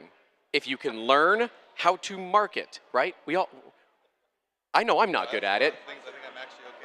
I know we've had talks about that we're just traditionally, we are really good at making stuff. We're really bad about talking about it. And I'm a YouTuber, and I'm bad about talking about it. So I would say if you're looking to start a business in 3D printing, learn how to market. There's a fine line between talking about what you do and showing it off and being arrogant. And your customers will see that. If you're just starting in this industry, what are your other interests? What are things that you already know? Because if you walk into an industry that you have no experience in and say, I can make parts for you, they're going to laugh you out the door because you're not part of their community. Once you understand how the communities work, now you're a part of it.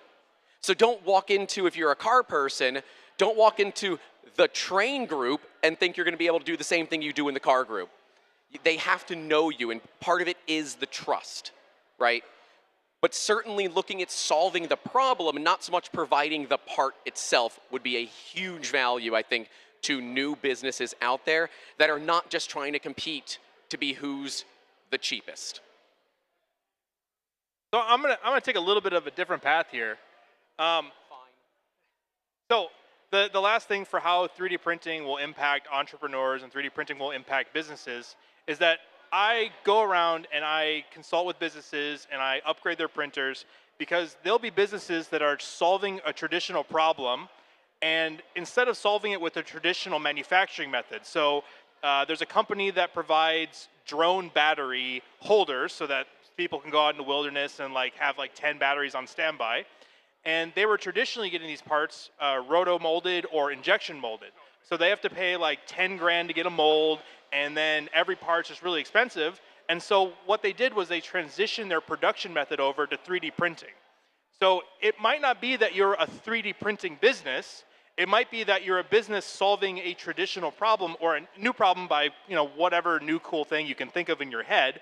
And now your ability to implement the solution, whatever it may be, whether it's making these plates for these batteries or whether it's printing grommets for an architectural build that you're doing, is now able to be solved by 3D printing. So now you're able to buy a bamboo off the shelf or whatever and print your solution, which means that you no longer have a high investment or a high lead time. You can just think of a solution, hit the button, and then go off and do whatever else you were doing that day and come back to a good part. And then if you need help with it, call Luke's Laboratory. Easy peasy, right? So that's really where the change is that I had to go once. So it really is that so many more problems now that people are understanding the technology, that there are more high-end, durable prints out there that you can trust that they're going to be strong and useful every time, that you can solve your problems with production out of a 3D printer instead of just rapid prototyping and then ship it off to an injection molder. I mean, I even got a giant rotary parts tumbler where the electronics case for the timer was entirely 3D printed. It wasn't an industrial solution, it was just printed and delivered with my very expensive tumbler. So that's a way that 3D printing will impact your business without it being a 3D printing business. So.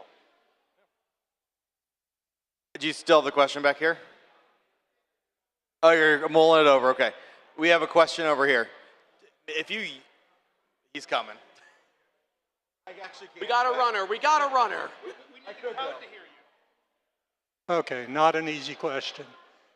You want to comment anything on security and privacy concerns with your intellectual property going forward, including AI? Luke, I feel like that's totally you. Can you repeat the question? Intellectual property on IP with 3D printing, NDAs, AI, that kind of stuff. Yeah. Okay. So I'll start with the intellectual property stuff first. I share skepticism of anything that uploads files to the cloud. There are amazing solutions out there that don't do that. So if intellectual property concerns, whether you're ITAR or you just don't want to share your stuff or you like hiding everything in a bunker, that's up to you. Somewhere in the middle, right? There are plenty of open source solutions where if you choose, you can inspect the source code and see what it's doing, block off the network, transfer via USB. They exist and they're out there. So I don't think that they'll ever go away, or I don't think that there will ever not be an option for entire local only control. When we build printers, some of the requests we have are no Wi-Fi chips, only Ethernet, no USB ports even. Like they don't want USB because those are infection methods versus the network control, right? So like that will always exist, and I don't think it'll ever go away. I feel strange when my printer tries to stream to the cloud for no reason. We personally block it. I think it's not a bad idea in general. So there are certainly concerns that way, but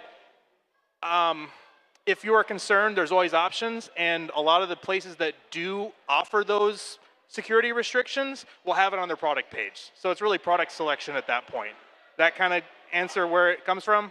Otherwise, I got AI shenanigans, but I can probably let that go to someone else. I wasn't going to talk about AI, so go ahead. Oh, somebody else I mean, I want to build a bit on what you're doing, because we're also a service bureau, and we work with ITAR, CMMC, NDAs, and things like that, right? I have over 70 machines on our print farm, and we operate zero trust. We do not, I don't care who manufactures it. We do not trust it. We do operate with USB and all that, but it's because we know our facility is secure. It's secure. We don't have any issues there. If any of our customer data was to get out, if it was an ITAR job, the per incident fine is a minimum $250,000. It's $250,000 per incident, with upwards of 10 years in federal prison. So we operate under zero trust. It is safer for us to do that. When it comes to data collection, AI, and things like that in the industry, yes, there are some opportunities for AI to bridge gaps that currently exist. One of them being designing is really difficult. Knowing how to use CAD is very, very difficult. And AI can certainly assist there. But the same way that we're seeing the mass adoption of AI from companies, and a lot of them are rolling that back because they're realizing it's not the same as a human, we'll see AI go boom, and then it's going to level out somewhere in the middle, right? As an individual user, you may not care if your printer is streaming directly to the cloud. You might not. But I would ask you, do you also leave your windows open in your house? You probably don't. Maybe Depends on how warm it is. Okay, if you don't live in the villages, you know, depends. But ultimately, you want some level of privacy. Your 3D printer should not be that access to your entire network and a privacy risk, right? But any IoT device carries that exact same issue. Yeah. The S in IoT stands for security. That's all I'll say. But Luke, yeah, Mardini got it. There's no S in IoT. Luke already said this, but something that I recently learned was this USB thing. We thought we were in the clear because our printer didn't connect, well, our printers now connect to the internet, but they didn't. They had no internet connectivity, no Bluetooth, no anything. And we are working with folks who said, we can't use USB. We have to buy a separate computer just to run this USB, and it was a nightmare to get through. So they, again, everyone else probably already knows this, but you know, we're doing mainly chocolate, right? We're not dealing with ITAR that often and stuff. But well, hold on. The government could print in chocolate. You don't, you know. I have sent the vanishing messages, the spycraft. You just. I've sent printers. This places. message will be consumed in 5 seconds. I love that. That's pretty easy to hand to low melt temperature. But you know, some companies who are using our stuff are still not wanting other companies to know that they're playing around with 3D printing. So they actually prefer Wi-Fi so they can get a secure network set up, and that is something that we are kind of still working through with companies individually that we have, you know, these NDAs with is what is their security team want and how to do that. I'm going to take it just a little bit different because part of your question, I think, also has to go to the general state of maybe 3D printing it is today, because we are moving away from a really open source friendly environment to something where everything is being patented. Even things that were open source are being claimed is not, or there's new patent applications going for things that we could say are not original designs because they've been used for many years. And that is a thing we've seen recently with like Stratasys and Bamboo. And I think as we start seeing more of these commoditized products with larger commercial interests, that is a risk that we see. I was thinking Luke was going to mention this, but as a retailer, we do some of our own unique designs, and one of the challenges that we've had is that when we create a design and send it off to be manufactured, prototyped, it is very often that if it's successful, especially, that we start seeing that in other retailers, other stores that we did not authorize, and that's sort of a component of kind of a copy culture that has actually benefited 3D printing, I think, very well, and we all benefit from. What kind of parts? What kind of things has that happened with? I mean, I'll say like our nozzles. You'll find our Undertaker nozzles in many places. It's not like it was a super creative design, but the same thing, same drawing is now shared everywhere else. That's fine. In that case, they actually reached out to us and asked if it was okay and if they could even sell it under their own label.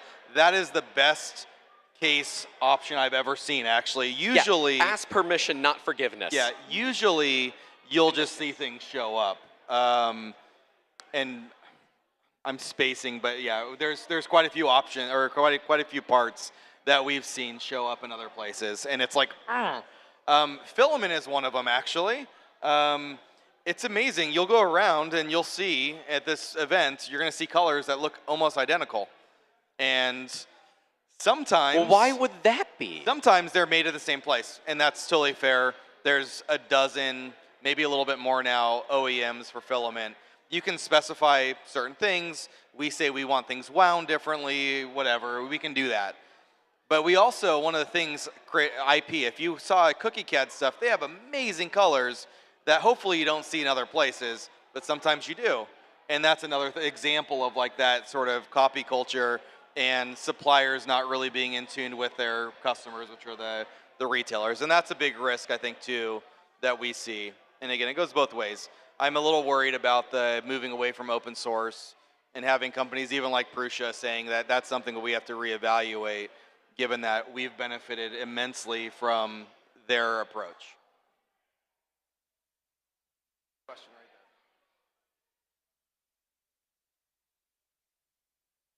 Is this working? Okay, this is working. Hi, so I'm starting out with really making a business towards like 3D printing like cosplay. Like 3D printing like cosplay parts, painting, like more like crafting and like really working with jewelry hardware. I also 3D model as well. I make all of my like actual models and everything from scratch. And it really does help me stand out from, other people that are really, in sort of the same field. However, is there a way to really market my skill set to consumers without, like overwhelming them with all of the things that I know how to do? Because usually if you see, oh, this person can make parts and this and this and this and this, that's when you start to second guess, like, are they really good at this because they do a lot of things? Like, is there really an effective way to, get the message across that, hey, this is kind of a one-man team, I can really do all of this and I'm really good at it without, turning consumers away and making them kind of skeptical. It's like, can this guy really do all this? Can I? Okay. Don't. The answer is don't. They don't need to know that you're doing all of it. If you are starting as a business, stop using I. Use we. And I don't care if the we is you and the voices in your head. You can go to my professional company website. My cat is the director of marketing and director of HR. That is on our company website. Now we have other team members on there as well. The cat was the first team member on there that wasn't me. Ultimately, your customers are coming to you for a solution. They're coming for the cosplay parts. They don't necessarily care who's designing them. If you want to put on there that all of our designs are unique and done in-house by an expert design team, is that lying? No.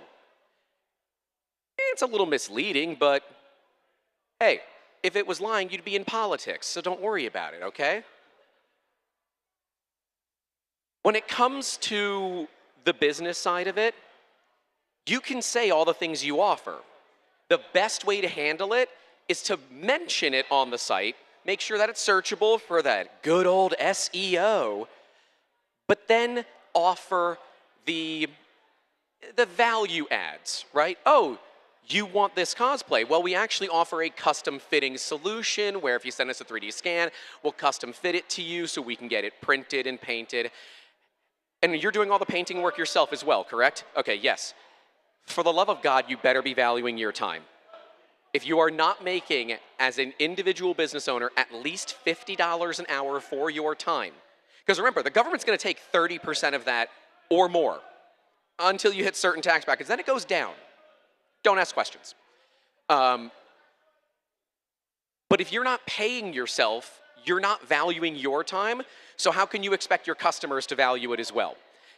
And if you have people telling you that your work is too expensive, too expensive, too expensive, either your work is actually too expensive, or what is more likely, they're not the right customers for you. If someone comes up to you and says, hey, can I get a custom fit, custom painted, custom printed helmet for my cosplay for $200? If you even hesitate to say no, I'm gonna be mad at you, personally. I'm gonna push back on one thing. I'm gonna push back on one thing you said. I agree almost with everything you said. Fine. The only thing is, you also, in marketing right now, and every company's a little different with this, people are valuing the authenticity. You can make a fully AI person, like that sounds crazy, but you can make fully anonymous accounts. You could even make fake people with that. People want to go to you for your story. People want to learn about you. They're not just buying your cosplay because your work is cool. It has to be cool. It has to be amazing. But people are like, oh, wow, this person has worked with XYZ person and they buy the story. What? They buy the story. Yeah. You know, and it's a thing. It has to be a real story, but you also have to figure out how to tell your story. And if, 6 years ago, I was here for the first time and 3D printing was, I was just doing chocolate printing as a hobby, and you really learn through that how to tell that, and Suffice to say, a few things have changed since then. Yeah, I'm a girl now.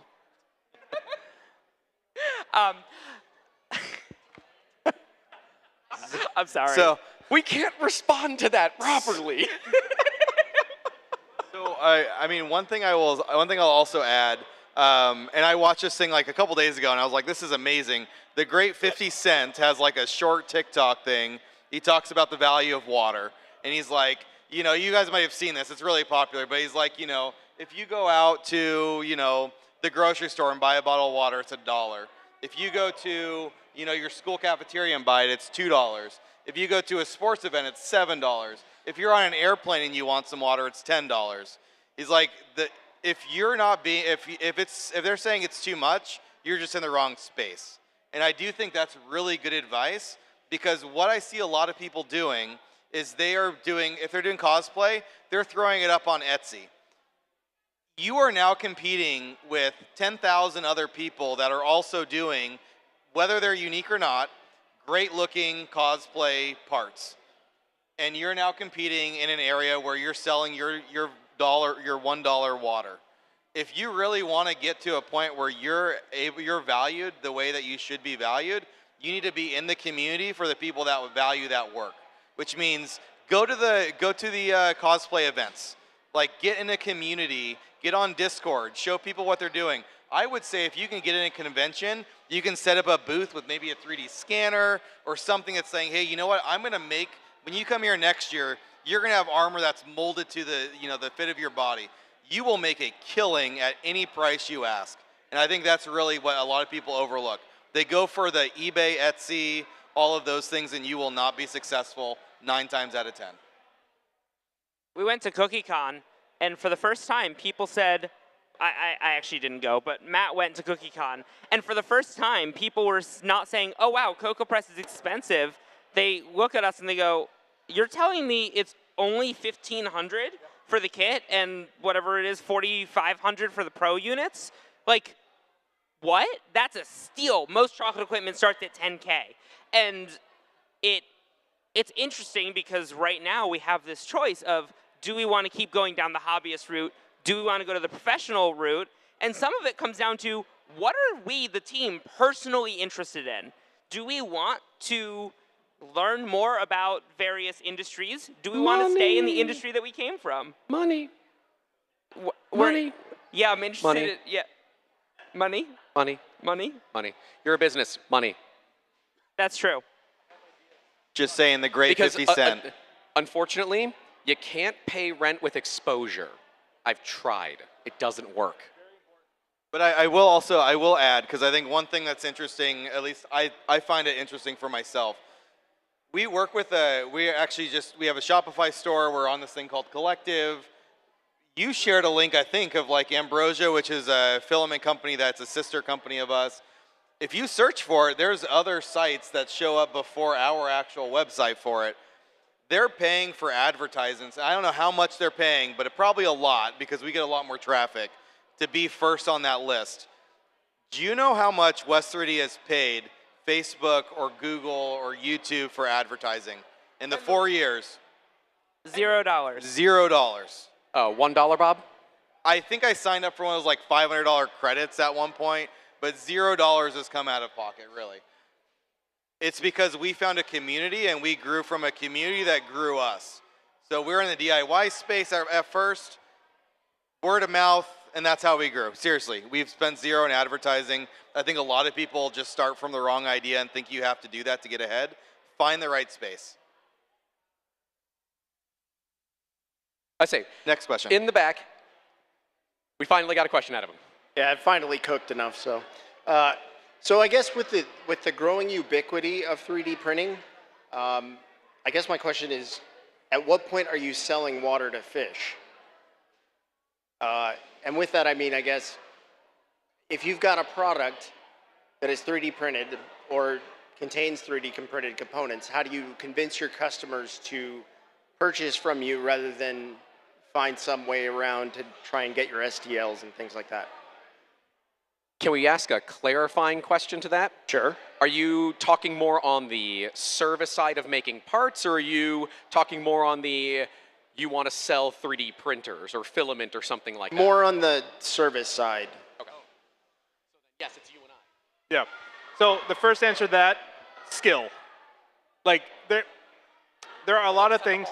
Yeah. I'm sorry. But so in reality, right? When you're going to an employer, in theory, you're applying for a job. You have your skills on your resume. How do you know that you're going to win the job?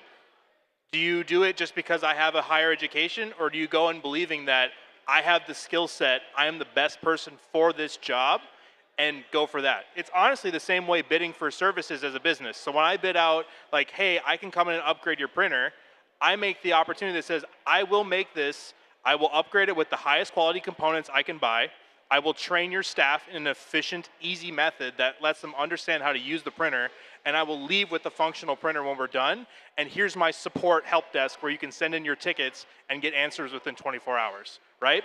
Another company may come in, they may underbid me, and they may provide a different set of skills. Like Grant here, if someone asks me to go 3D scan something, I'm gonna tell them no and walk away and then send them there, right?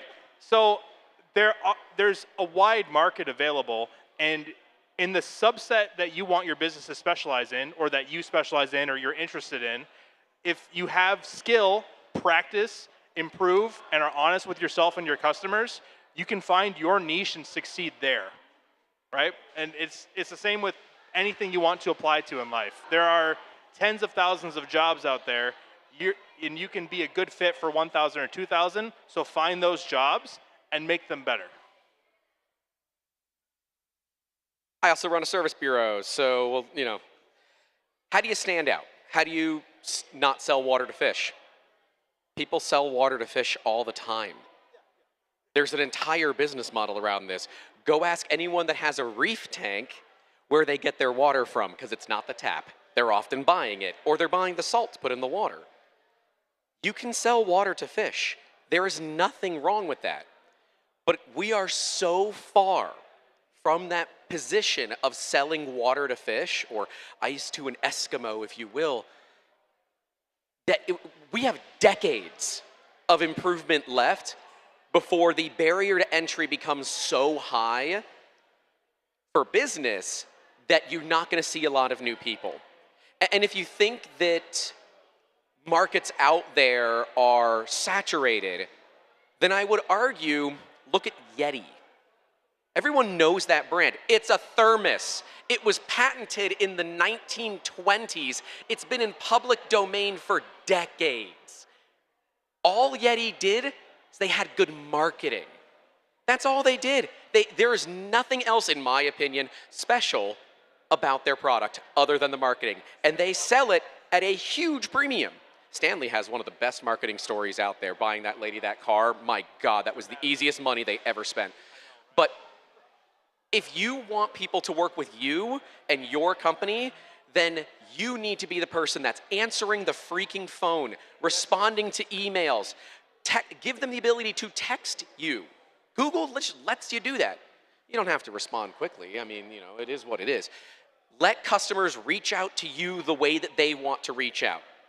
The less barriers that you put between you and your business and your team and the customer, the much easier it is for them to hand you money. At the end of the day, everyone wants to make something. Money, as a business, is theoretically number one.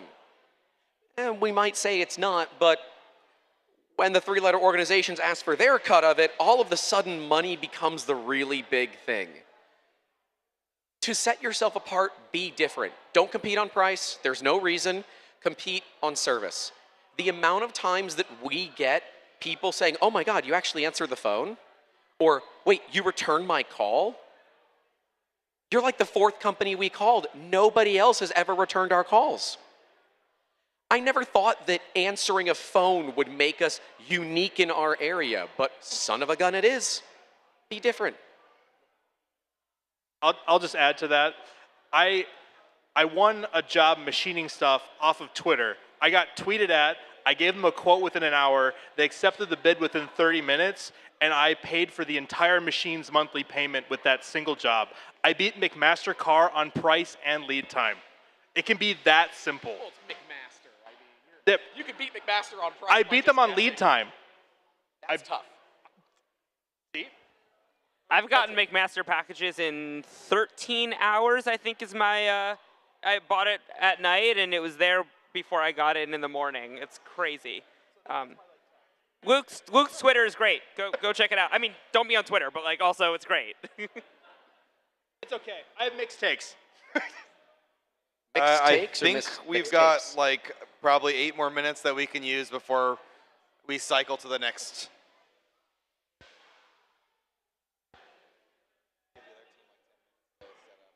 Yeah. Me too, lunch. As a joke, or as an aside, picking up the phone means a lot. I work in aerospace, and getting people to make weird bolts and fixtures for me, just answering the phone. Oh my God. My question is, how do you get over that anxiety of going from the standard predictability of an 8 to 5, a paycheck every 2 weeks, into running your own business, which is, especially in like a largely untested area, right? Opening a restaurant is kind of a well-worn path. It's a well-studied, you know, X amount of restaurants fail. These are the suppliers you need, all that sort of stuff. 3D printing is not well understood. Like, it's not as historically relevant or studied.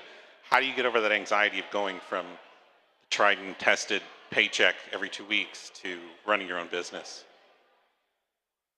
That is a tough question. I think it does differ for everybody. And I'm not, I know a lot of people up here, I'm not certain we have the right answers for this. Because I think most of us just said, F it. Right? Yeah, I didn't. There's no dealing scared. with it.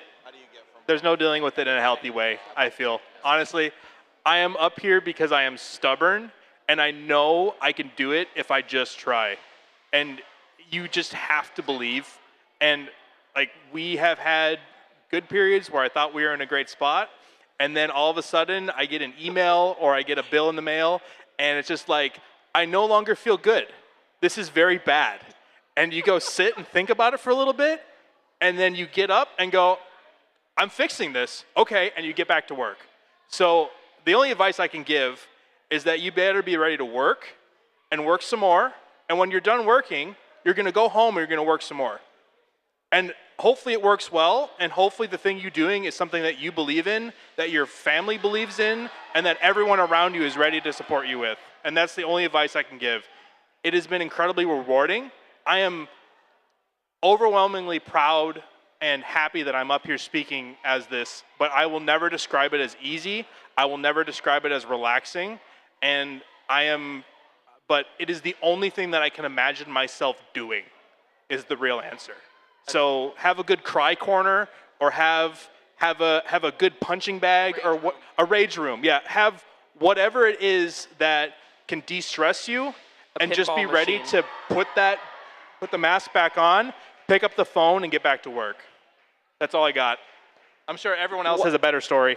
One thing I would also, I think this is still on. One thing I would also just caution against is a lot of people look like they're successful, and a lot of people are faking it until they make it.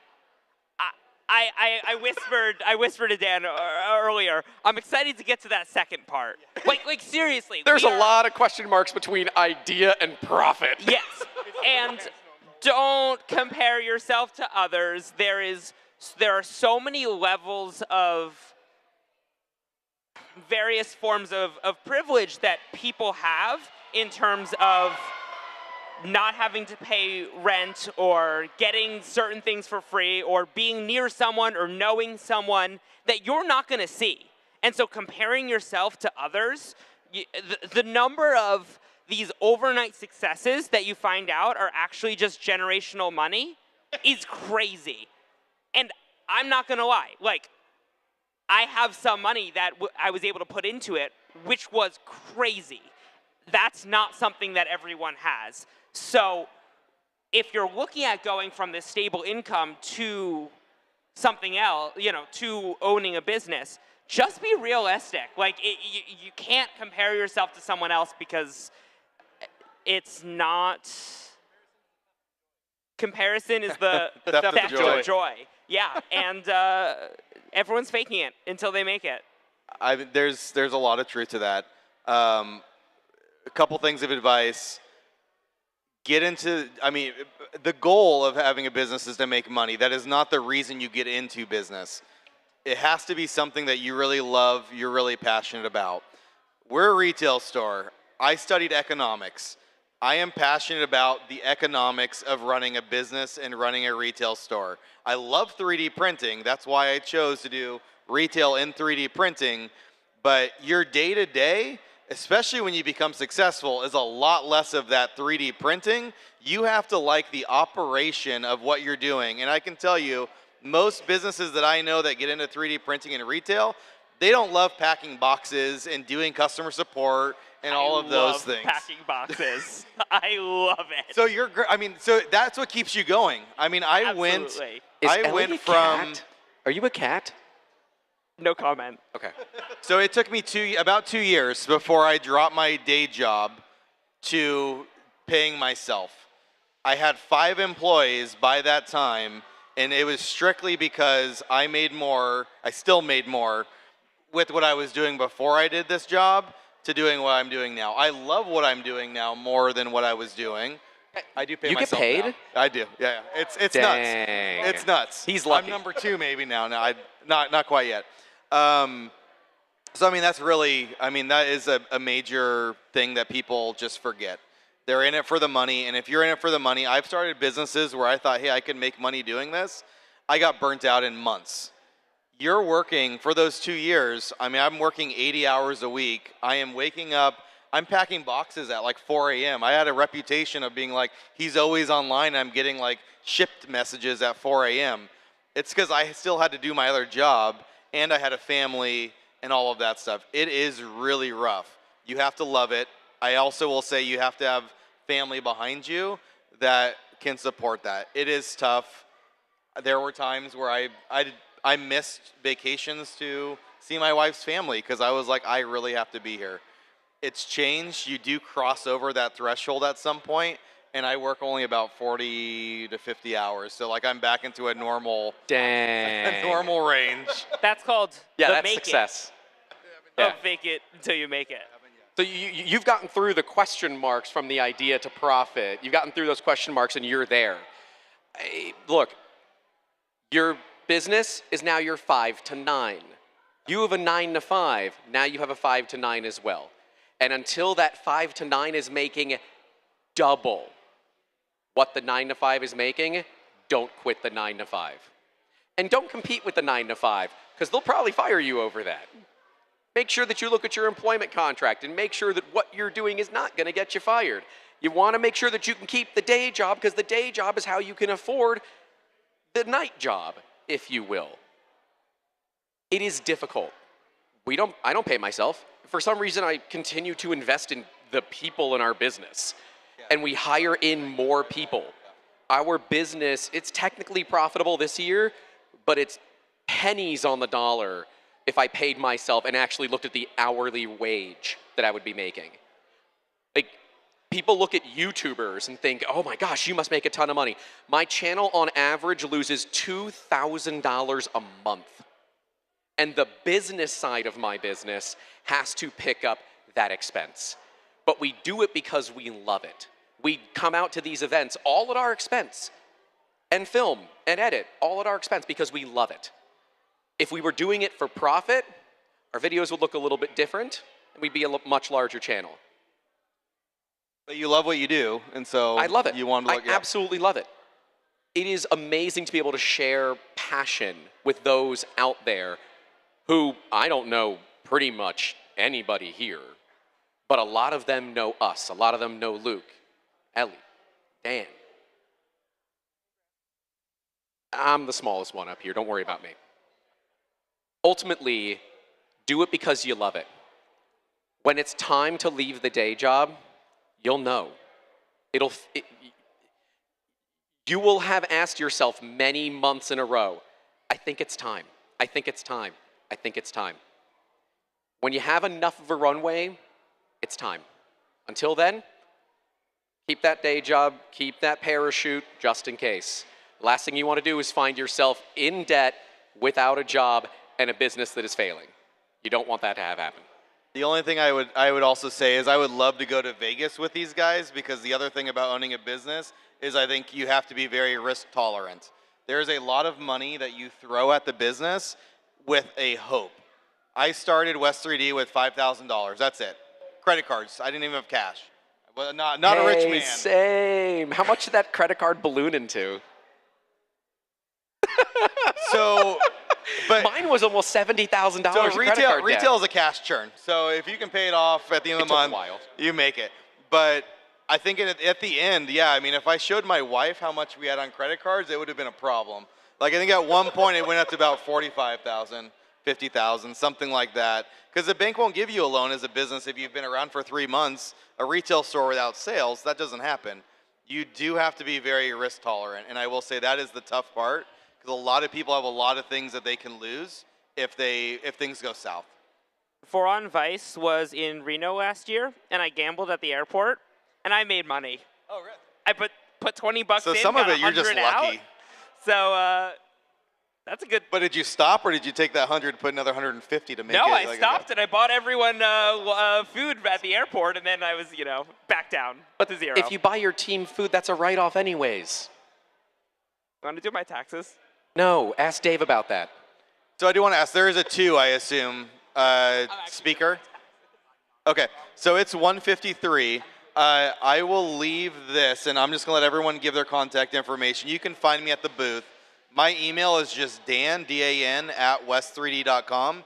If you guys have questions, you guys want to chat, shoot me an email. I also respond to my emails. You will get a response. I'm happy to. It's a great enjoyment. I respond to my emails usually, except I didn't respond to Dan for a few months, but I was taking it easy this year. There was an out of office. Yeah. This is my first event of the year. I haven't been traveling much this year. But yeah, same Ellie at Cocoa Press. I'm actually good at responding to my emails when I am in the office.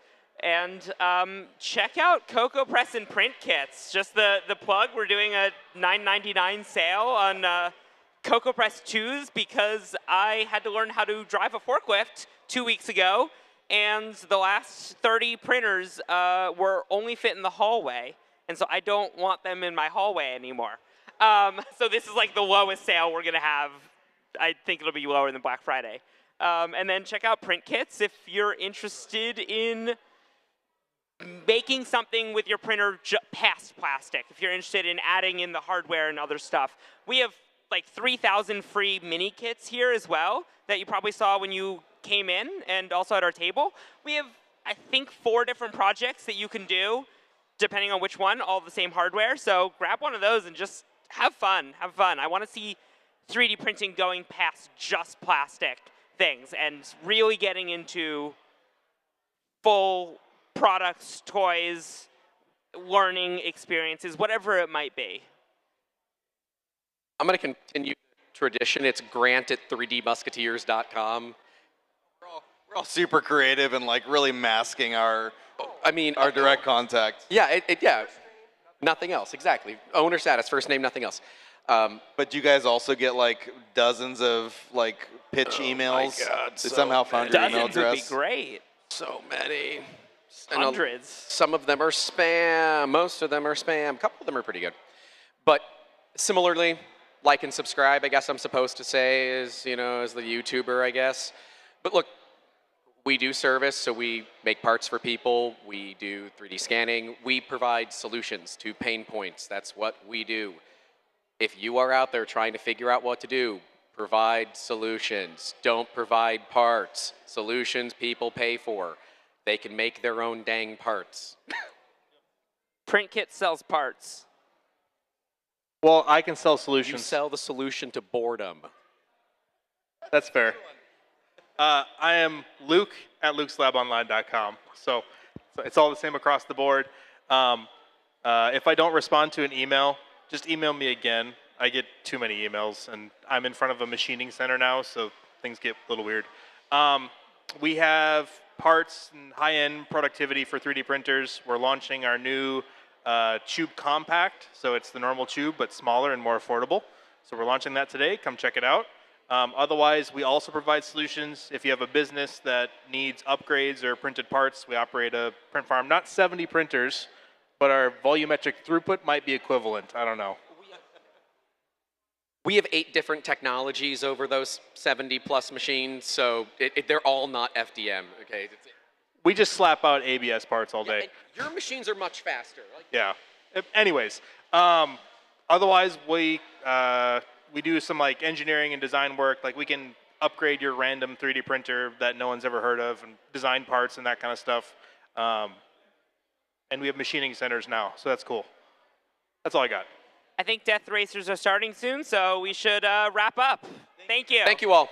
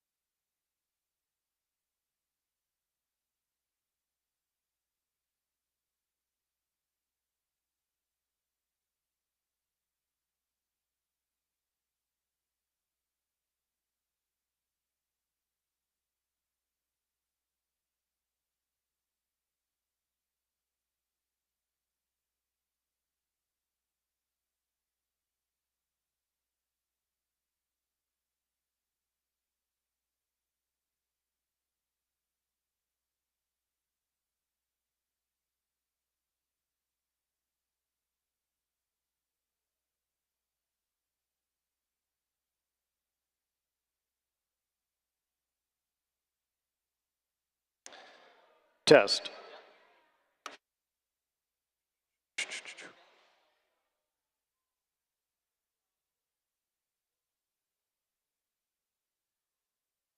All right, so I will get going, and I'm sure people will start, more people funnel in, and they can catch up.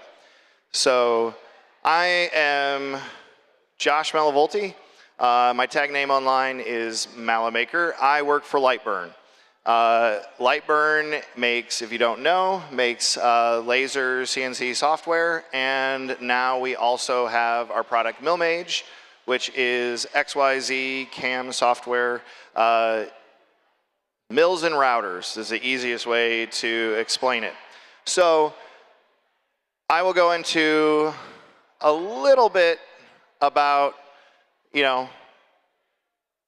my background. And like all of us likely here, and just from the sounds of the guys that were before me, or the people that were before me, a lot of us, this has started with a side hustle and has likely moved into, or sometimes is becoming a little bit more than that. So my story actually starts with CNC, but I'll get into that here in a minute. So augmenting your 3D printing business with subtractive manufacturing. So a little bit about me. I already gave you my name. This is a little bit of my background. So I've been doing parametric drawings. So I started with, for 18 years, I started with Pro E. I forget what version. Then I went to Creo, and then I went to Fusion. I have actually been doing prop building for about 16 years. I love building movie props. And when I say I build props, you can see the picture over there. I like building big props. That prop there, if any of you remember the 1980s Beetlejuice movie, that is a human size version of the strip club from Beetlejuice that actually went to the Houston Horror Film Festival down in Houston, Texas. So I've been building and operating CNC machines for 14 years. I currently have, I believe this is accurate, 5 routers, 1 mill.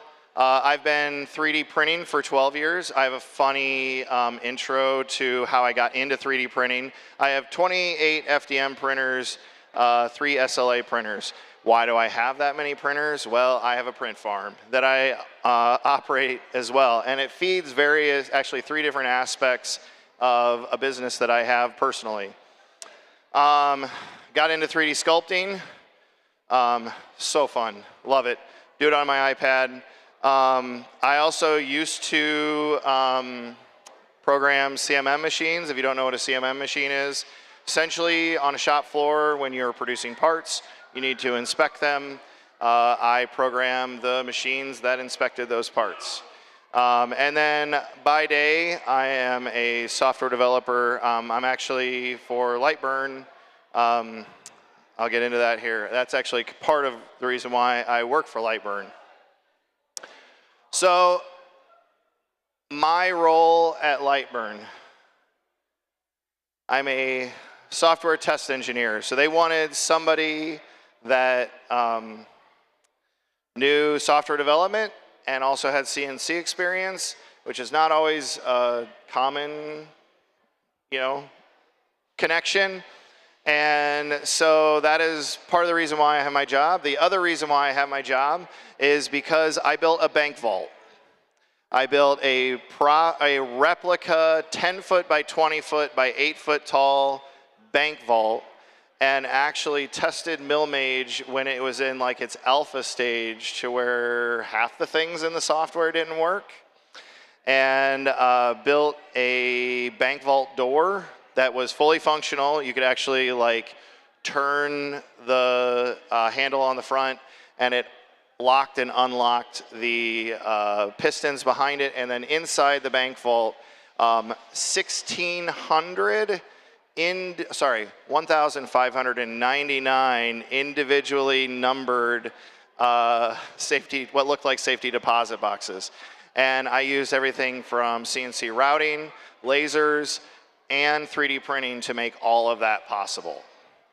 Wood, metal, plastic, and foam.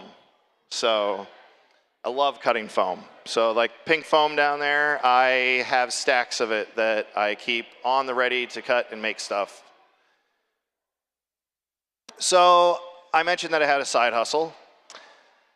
I have a side hustle. So I'm taking off the LightBurn hat, and here are various either company names or products that I have. So I hold a patent for fog distribution. So this is distributing fog by capturing it and then redistributing it so that you can essentially spread fog out into a larger area with fewer machines. Of the products that I sell, I have 150 individual items that I produce. Some of them are resin cast. Most of them are 3D printed. Some of them are even components to machines that I build for like the patent that I hold.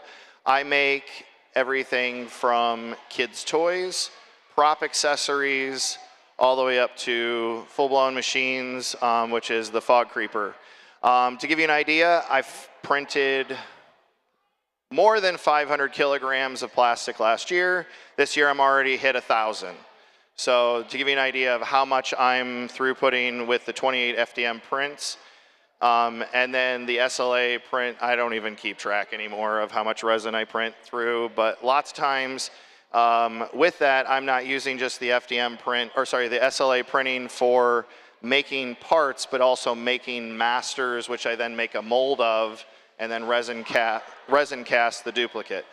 Because resin casting can be more cost effective and I can produce the parts a little faster. So, additive plus subtractive equals new possibilities. We are at a 3D printing festival. My first RepRap festival was in 2015. I went to the Midwest RepRap Fest, which at that time was the only RepRap Fest that exists. This year, first time going to all three. This is awesome. So it's first time here. I was supposed to come here in 2020. Didn't happen, obviously. We all know why. So anyways, when I say new possibilities, this gets into not just 3D printing, but also using various types of lasers and CNC equipment, be it mills, routers, whatever, XYZ control, to do various things on your stuff. So for instance here, anybody get into the IKEA pegboard, SCADAS pegboarding? Just me? I know there's other people here because I've already talked to them about it, and we've been nerding out about pegboard and organization. I like cutting 4x8 foot panels versus like the small, like what, 20-inch panels that IKEA sells. It's way easier, but I also have a 4x8 router to do it. For instance, the top corner, if you go to the LightBurn booth, you see the Milmage signs. Those are CO2 lasered out of anodized aluminum. The two rightful pictures are interesting, and this one here. So the laser world has expanded out over the handful of years to offer different technologies. So originally, most of the lasers we were seeing that were hitting, I would say, our group of people, being the people that you're finding at MRF and the people that have kind of even like made businesses out of this stuff. So like See-Me CNC, they were making a lot of their panels with lasers years ago. If anybody remembers See-Me CNC and their Delta printers. Anyways, CO2 kind of started it. Now it has evolved into a list of different laser types. And if you are curious about different laser types and what they can do, I can get you the presentation of this afterwards. I have a nice slide at the end that helps define the different laser types and what their applications are for. I didn't want to drain that slide here because that's boring. Pictures are more fun. So anyways, with those three pictures, that is using UV, essentially your ultraviolet laser, to change the color of a 3D printed part. So the QR codes, the part, the example part number there, and then my M86 toys on my AMS system messed up on that part, and it was supposed to be all black, and it apparently decided to change to blue. And so what a good part to test on. But that is for a vintage kids train set from the late 80s, early 90s. I make replacement parts for that train set.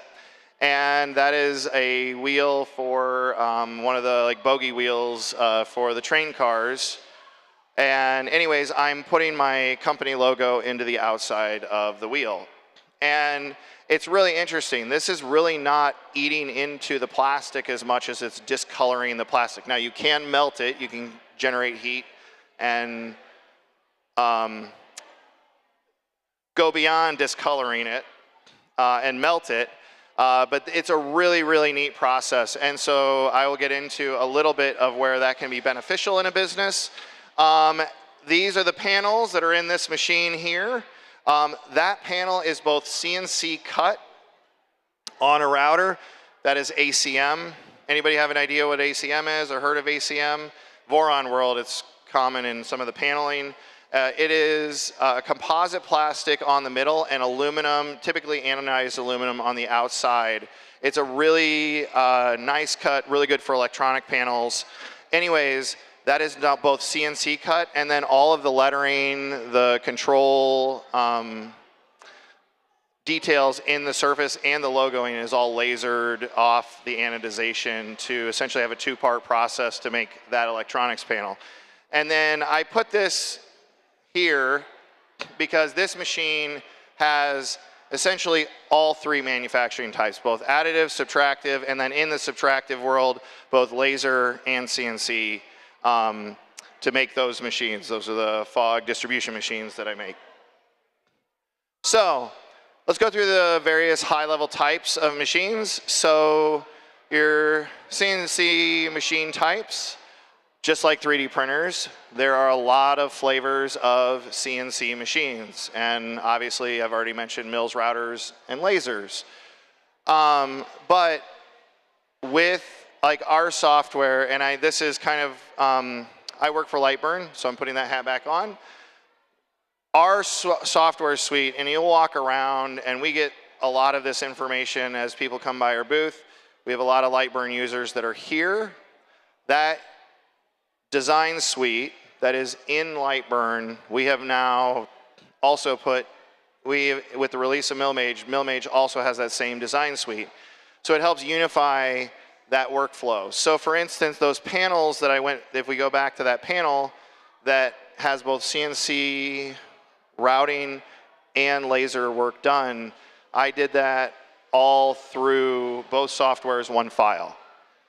Now, there's a caveat to the one file, but all the design work was done through one file, and then essentially I had to save off the CAM work in a LightBurn file and a MillMage file, but one unified design file. So our software helps kind of unify that now that we have not just laser, but also CNC CAM.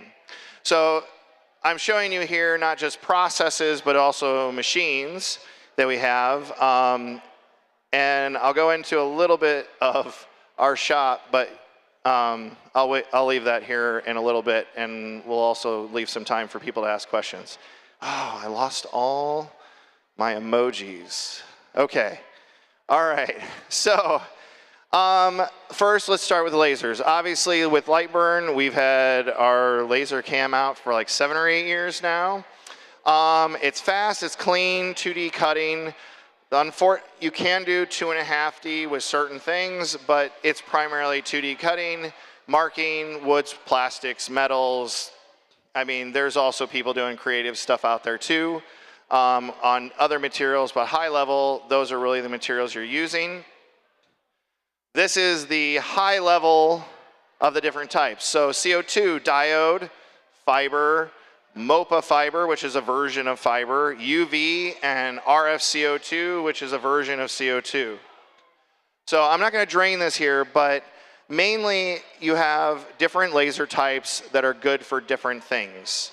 So for instance, if you like acrylics, you can cut acrylics really well with CO2. Diode, not so much. But in terms of like, if you like doing leather working, diode does a really, really good job. Plus, you're also, lots of times diodes are very budget friendly. So if you're getting into lasers, that's really a good machine technology, cut technology and etching technology to work with. Fiber. Personally, I want a fiber gantry so I can cut metals. I have seen one, a home-built one, of the guy I bought one of my CNC, I call it a router, but really it's closer to a mill. He built one and he can cut up to 1/2 inch thick steel with it. Very accurately, beautiful cuts. But fiber also too is really good on metals and even etching metals. MOPA fiber is really, it just kind of like adds in plastics, but it also, there's YouTube videos out there that actually show this where like people have used MOPA lasers to make essentially music with it, but you can also use MOPA fiber for actually, especially like on stainless steels, changing the color of the metal on where it touches. And depending on the feeds and speeds that you do on that, you can actually create some really, really neat colorization on your metals. UV is like the new hot machine that everybody's starting to really love.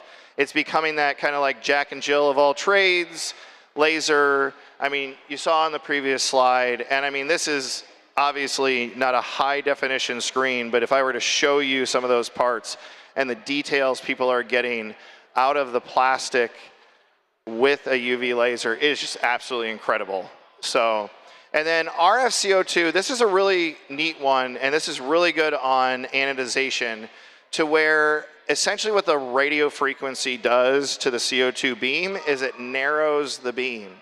So you get that much more detail out of your CO2 laser. Awesome on anodization. Actually, RF CO2 is what the panels were done with in that previous slide. So, XYZ, routers and mills. Obviously, it's meant to be, depending on the rigidity of the machine, they can cut various things. The less rigid, the softer the materials typically you are that you can cut. The more rigid the machine, the stronger the machine is in all its axes, and like when it moves, it doesn't like move itself. You can do stronger machines, AKA you're taking the vibration out of your cut, which vibration is bad in terms of bits. You will break bits. It's very easy to do with too much vibration. So, your machine families, you're talking your routers. So when I say that I have a router that's really closer to a mill, this is that machine right there. Guy that is originally from Poland, home built it. It has 6 inches of concrete on each side and 8 inches of concrete on the bottom. The back of that gantry has 3 inches deep, 8 or 9 inches tall. Column is all concrete, actually poured into the gantry. I am so glad I have a forklift that can handle 2,500 pounds. And unfortunately, I had to move it into my shop when it was December and it had just kind of like sleeted, rained, and froze. So my nice smooth wheels on my forklift were sliding around outside. So I have a really cool video of that. Probably could be used in a safety video. Anyways, but that's a super rigid machine. A not so rigid machine would be that machine up there in the corner. That would be a 3018. So you go on Amazon, you type CNC router 3018, betting money about 5 down, you will find that machine. Don't buy the cheapest one. If you do buy one, buy the one that has orange parts to it. It is the better one. It has limit switches on it. It is just, there's a little bit more to it that makes using that machine a little easier. The one on the right is a home build. That was my first CNC router that I built from scratch. Designed it and built it from scratch. That machine is what I keep at home. It's 2.5 foot by 4 foot wide. I cut a ton of foam on it. It is more rigid. I can cut aluminum on it. I love prop building, and like what I'm cutting there is, anybody that's seen Hocus Pocus, that is Billy Butcherson's tombstone. So, and then here in the bottom, like when you start getting your super rigid machines that can cut your steels and things like that, that's where you're starting to talk in the mill category of things. And so that is a rebuild that I'm in the process of working on, of a sill, I think it's an X4 or something like that. And I'm building it out to make all kinds of crazy stuff on it. So anyways, the range of materials that you can cut in the router world is a lot more. And it's not just cut, it's also scoring, etching. You can also do drag knifing. So for instance, if you wanted to take like a utility knife, drag it through cardboard, you can cut cardboard even with router. Typically, those are going to be done on routers. So anyways. All right. So with manufacturing and assembly, you know, you're not going to use, it's kind of like, it's that whole, if you have a screw, you're not going to use a hammer. Using the right tool for the right application is important. And so in terms of like manufacturing and assembly with subtractive manufacturing, you're going to use the right machine for the right application. So this case here, I buy a specific case that is sold flat packed, and I CNC route out all the openings, all the pieces that fit in here. Most of them are 3D printed, but I'm routing that stuff out because the router in that case is the right application for it. I'm also using that same machine to cut jigs to hold these in the exact locations so that I can throw one panel up, cut it, take it off, put another panel up, cut it, and it's in the exact same spot. I don't have to re-zero out the machine. We've already talked about that panel. Another thing is packaging. I can tell you, based on my own interest and Google searching, that there are a ton of people out there that are like, how do I do my own custom packaging without having to, maybe it's one-off, maybe it's low volume, but maybe I don't want to buy 1,000 of something to be able to do it. Packaging is an interesting one because like I've cut custom packaging on lasers. I know some of our customers have because I have helped troubleshoot some of their issues through our support team. There's a really neat video, and I plan to take it a little farther on YouTube, and I forget the lady that did it, but she was testing out various laser types on packaging to essentially have them custom do their own packaging, like labels or you know, various things that maybe you would want on a package, company logo, etc. By the way, UV lasers seem to win in that video, just to kind of put it into perspective of that, you know, UV, and it's very handy. But yeah, so this is one aspect of a business that would be good. So, okay, I lost my video down here, unfortunately. It was showing at the, and I'll figure out a way of sharing it. So it was showing actually marking of the wheel here, the wheel hub, on the video of that wheel. That was done in 1 second. So I part marked that wheel hub in 1 second on a Galvo UV laser. Galvo, for anybody that doesn't understand what I mean by that, it's a mirror that essentially is reflecting the beam in a various angle to essentially the location in which it needs to hit. Part marking. So I have a lot of parts, 150. I say 150, it's more than that. I am getting to the point where I need to do major inventory management, and I'm actually getting to the point too where I'm starting to do part marking that on my parts of QR codes that double as both inventory scanning and product page. So if a customer is scanning the QR code, they go to the product page. I go and scan the inventory label on the bin that, say, this four-way stop goes in. I can then go into inventory scan mode and I can be like, boop, boop, boop. Now I have to add 3 in inventory. So part marking, especially when your business is growing, might be a handy thing to have. And then it also gets into like merchandise customization. So for instance, like I did the wheel hub here, something that I will be coming out on this road and interstate system. You drive down the interstate, you see the nice things that are overhead telling you what exits are where and what destination you're going. Well, maybe we want that to be Malamaker's town. I don't know. You know, you can do easy customization. Like with LightBurn, we have variable text. That variable text gives you the ability to have an area in your file that is essentially allowing you to say, you can type in whatever and it loads it in a specific font in that specific location, and then all you have to do is type it in or import it in and hit go, and it etches it into the part or cuts it into the part.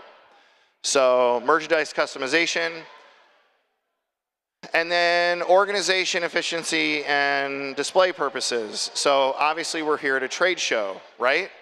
Or a festival or whatever you want to call it, but ultimately there's businesses here advertising themselves, advertising merchandise.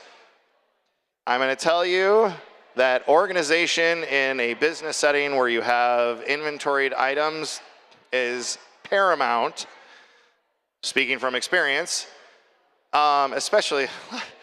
So using, you know, these CNC machines, mainly what I'm doing here is I'm showing you like ways in which these machines can be used, because lots of times, like for instance, when I got into 3D printing, what got me into 3D printing was not like, ooh, I can do additive manufacturing, or ooh, I can print this trinket.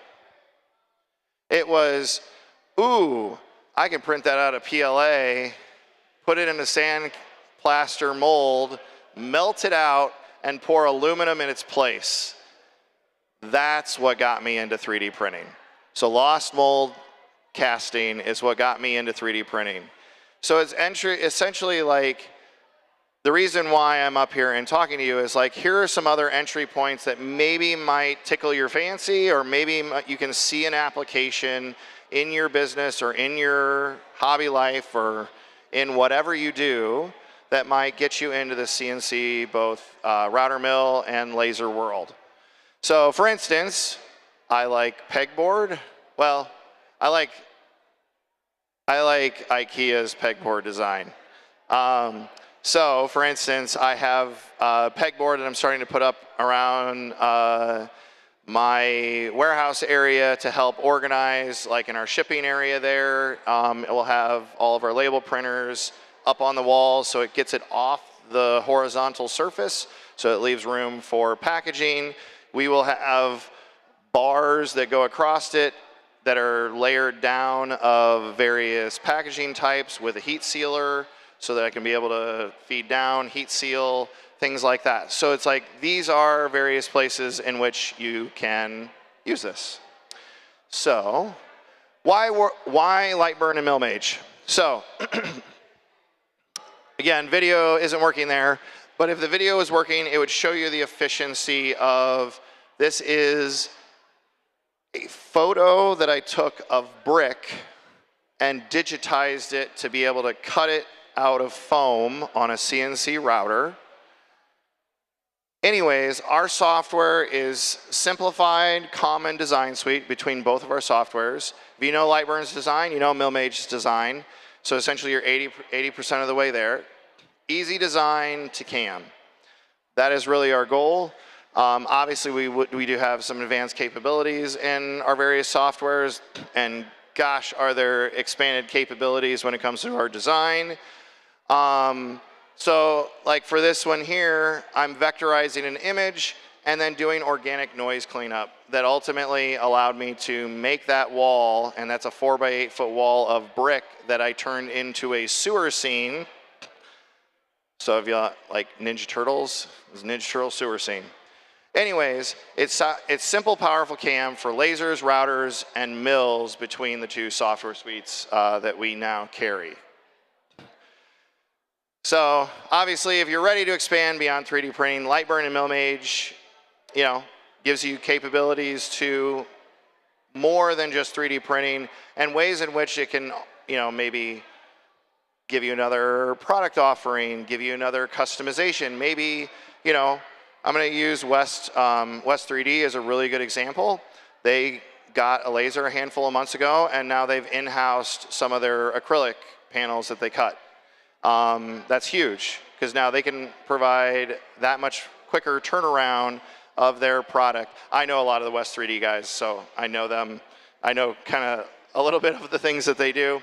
But there's a good application for them to bring it in-house.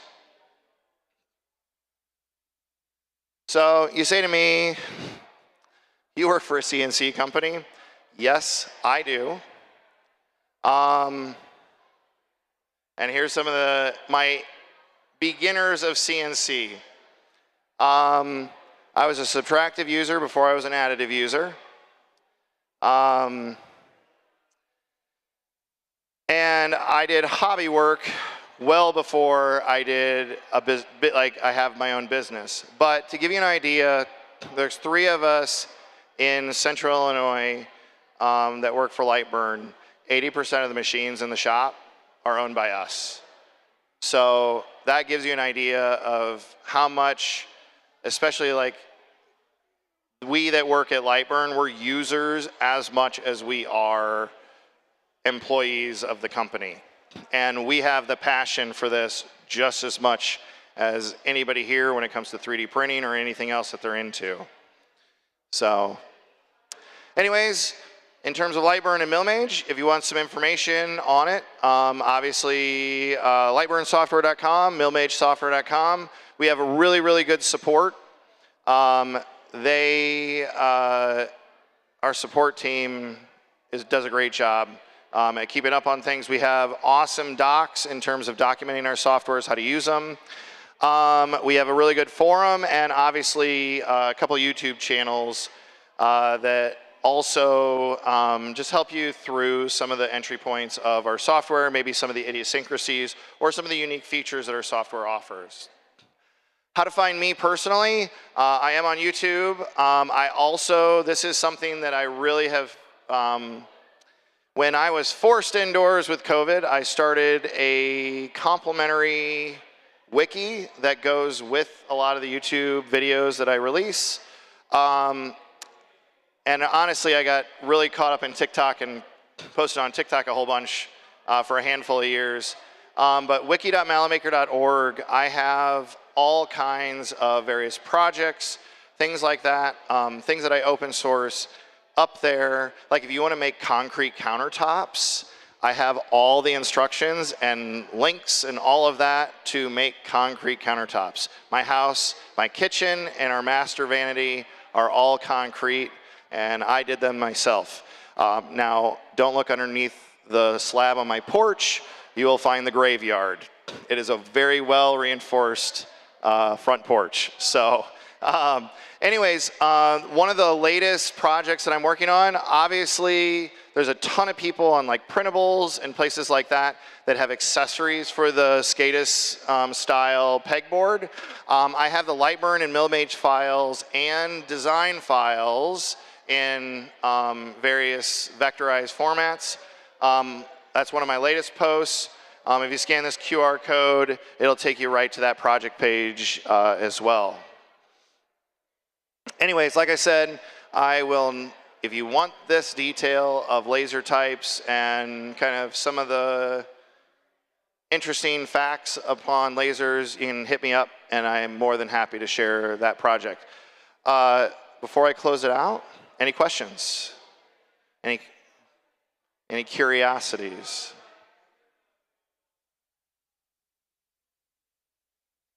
Oh. Thank you so much. Is LightBurn interested in moving on to other kinds of printers? So you guys went from lasers to galvos, now milling, maybe like DTF, like direct to film, like t-shirt printers, because the software is... I will just say it this way. We pick the hardest next medium to work with so that the mediums after that that we end up picking up will be easier. I don't make the decisions on where, but I do have weight in where we go. All the employees do, and our customers do too, and where we see the markets going. When we release MillMage, we pick that harder medium for a reason so that then everything else that we kind of pick after that is supposed to be easier. So that specific, I don't know, but go out to our forum and post on it. I mean, that's the best way to get your get out there and see other people that are interested in that too. Yeah, that's the best way to do it. And reach out to our support.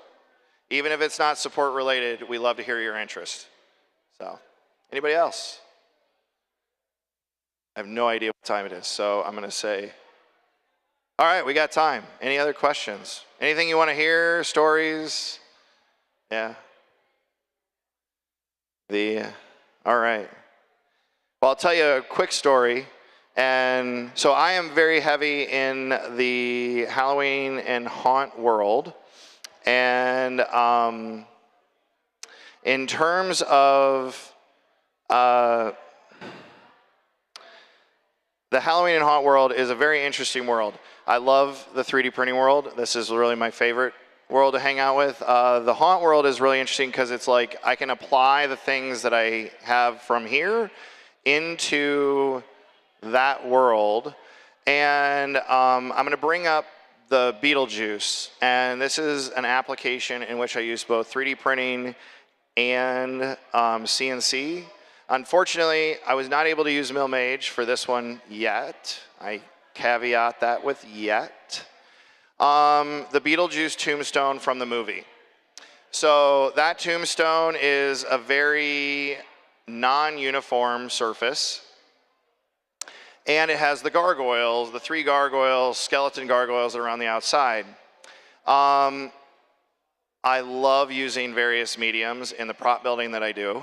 And I am not afraid to use acetone and ABS together, or ASA together. Obviously, with the proper ventilation, the proper coverings over your bare skin, you can use it very safely. So anyways, safety is always paramount.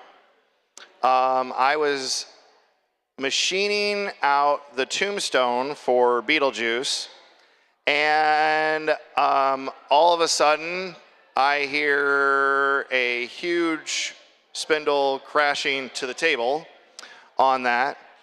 And like 3D printing, we have that, you know, you hear the weird noises from your 3D printer and you like rush in to see what's going on. CNC machines are equally as stressful, maybe a little bit more, especially even though you're maybe 10 feet away, you realize that the bit has snapped through sparks into foam, and now has a spindle buried into the table, generating a lot of heat. Thankfully, I was there and was able to stop things before the smoke turned into more than just smoke. That was my warning smoke on that, and I ended up on that situation And I can show photos if anybody is ever interested in this. You can actually find this this in like my TikTok, and I think it's on YouTube too. It ate a 3-inch hole into the foam, and the table itself, the spoil board, still to this day, still has a nice black circular collet mark on the table. But with your machines that you have, always keep them nearby. 3D printers are a little bit different, but in terms of this world, always handle that machine with care, both in how you treat the machine and how you monitor that machine. Because walking away, just like with a laser, and sometimes even with a 3D printer, can lead to very, very bad things. Thankfully, with that tombstone, I was able to use great stuff to fill in that hole, and the gargoyles themselves are actually 3D printed. And I used the Blue Can Great Stuff to attach the two together, and then coated the whole thing with a paintable epoxy made by Smooth On, Epsilon or Epsilon Pro if you're curious. And they're the same makers that makes the XTC 3D paintable resin. This is their paintable epoxy version, and was able to tie the whole thing together. And to this day, like, that has been outside like multiple years with the customer that I actually ended up making it and sending it to. So anyways, fun little story, safety related. So if you do get in this world, obviously handle all of your machines with care. So anyways, thank you very much. Appreciate you stopping and listening to me. And if you have any questions for me, I will be at the LightBurn booth both the rest of the day and tomorrow. So thank you very much.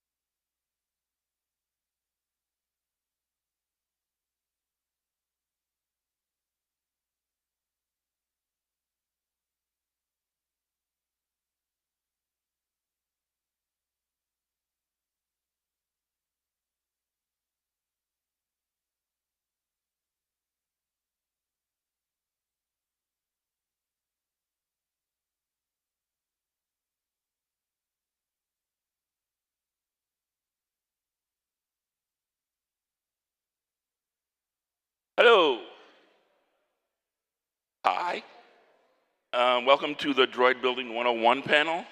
Do you want to build it? So you want to build a droid? Very good. The best time to start is now. We are the Mid-Atlantic Droid and Prop Builders. Locally, we are also part of the organization Astromech Builders.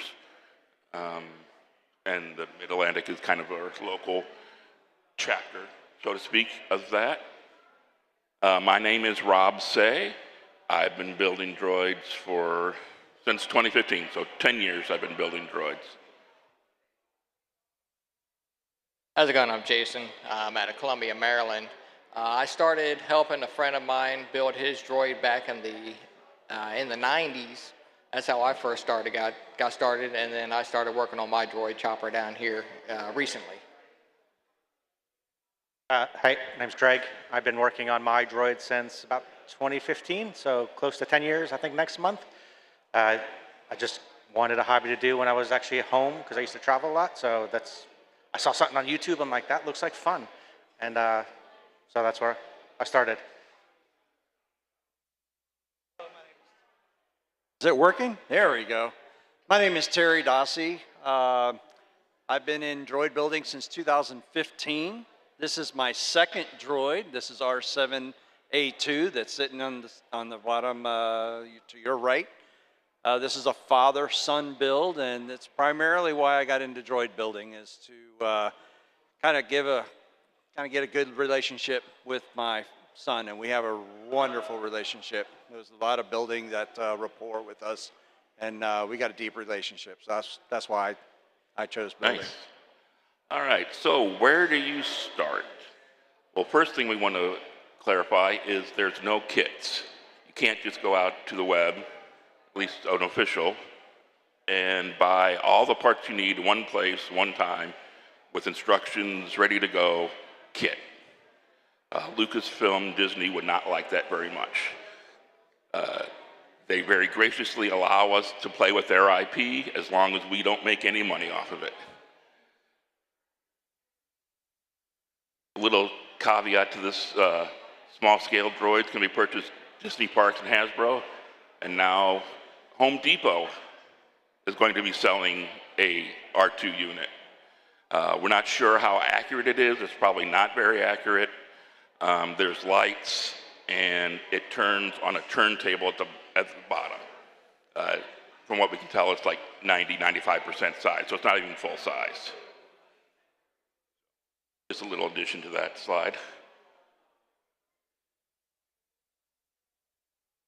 Research. It's been kind of a saying the last few years, but do your research. That's where it all starts. Figure out exactly what you want to build, how you want to build it, all that. The more research you do, the less money you're going to spend. I second that. Do your research, because it took me maybe 3 or 4 months of doing research before I started with my first part. Just a few of the things we're going to be covering in this. Why do you want to build a droid? Your budget, what kind of time you can put into it, what you can do, what skills do you bring to the project? What do you want to build your droid out of? What tools? What you want to do with the droid itself, and how are you going to get the droids to where you want to take them? Why build a droid? So, let's start out here. Why did you build your droids? I don't know. I just really enjoy Star Wars. It looked like a fun project to do. Like I said, I started back in the 1990s with a friend of mine when he decided to build his droid, when droid building was like really in its early stages. And I mean, materials and stuff, we didn't have 3D printing and stuff back then. It was wood and metal and some plastic, but not like we do here with the 3D printing. Also, I mean, like, I enjoy going to the different events, showing off the droids, talking about them, you know, interacting with the people, seeing the joy in their faces when they see the droids running around. Mostly like just for the people. So I think I already kind of said it, but I just wanted a hobby for when I was home. I used to travel like 80% of the year, so when I was home, I wanted something fun. I think I was on the road and I saw a guy named James Bruton 3D printing an R6, and I'm like, I think I could do that. That looks like fun. I got a 3D printer the next month and started printing it, and then I'm like, about halfway through the frame, I'm like, this doesn't quite seem solid, so I switched to aluminum, and it took me 4 years to get the parts together and start assembling them, and now I just do it for the fun, just making people happy. I mean, I enjoy building, but to see the look on people's faces when you're open a panel up, or just as they're walking by, their faces just light up. That's kind of what I do it for now, just to make people happy. So my wife of 37 years told me that I needed to get a hobby. So my son and I really enjoyed watching Star Wars. I watched it as a kid growing up. I remember watching the first Star Wars movie, and I even had a little action figure of R2, right? It's a childhood dream, if you will. And so I thought, since my son is really getting involved in Star Wars, let me take him to Star Wars Celebration, because I was like, is there a conference on Star Wars? Sure enough, there was one in Orlando, Florida in 2013. We went down there, we spent one day. My son got to meet Darth Vader, Chewbacca, C-3PO, and a whole bunch of other characters, and he was just thrilled. And he told me, he says, Dad, do they ever do this again? I said, yeah, they do it every couple of years. He says, well, how long? I said, they're normally 4 days. He says, well, I want to do it all 4 days next time. This kid was 8 years old at the time. 2 years later would be 2015.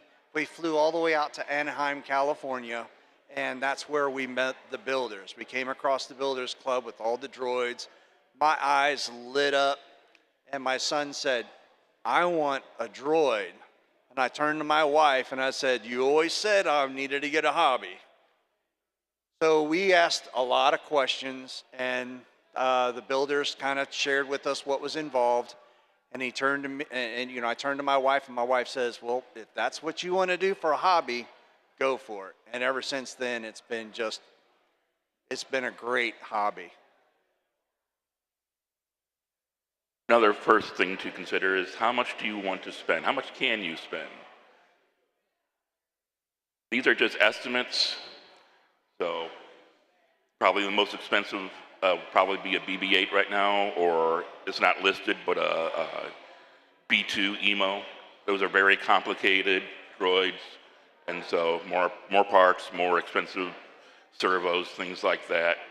But also, if you're scared by some of these numbers, remember, you're not laying down $10,000 at one time. This is spread out over months and months, however long it takes you to build your droid. You don't have the money for servos this month? Wait a couple months, save up, things like that. It's not a race. No one's not really impressed that you really, at least in the droid builders, that you build your droid in 3 months instead of 10 months. It's just whatever pace you take is the pace that you go. Any questions or? Yeah, I'll second that. I mean, with the 3D printed droids, I think there's a little bit more emphasis. You can like print it and build it quick, where the aluminum ones, we might not have to wait 2 years for a part. So you kind of spread that cost out over years. I'm working 10 years on mine, and tell you, I'm well over that 20K range on mine, but you do things over again, it adds up, because if you don't know what you're doing at first, you have to re-spend money on things you don't know, but in the end, it's worth it because you do get it. But yeah, the budget definitely should be spread across. Yeah, and you also have to think about the time that it takes, the investment in building the droid as well. It's what free time you have, and that's a lot of the fun of it, is taking that free time and being able to build the droids. And money-wise, it's like you put in what you can at the time that you can. Little by little, when you get into the $20,000 R2s, it's going to take a long time because of everything that's involved in those droids, all the electronics, all of the extra things, like this guy's droid here, I like to call the kitchen sink because it has everything, probably a kitchen sink in there somewhere too. And it's something you got to think about when you're looking at what kind of droid you want to do, is where your budget's going to be at.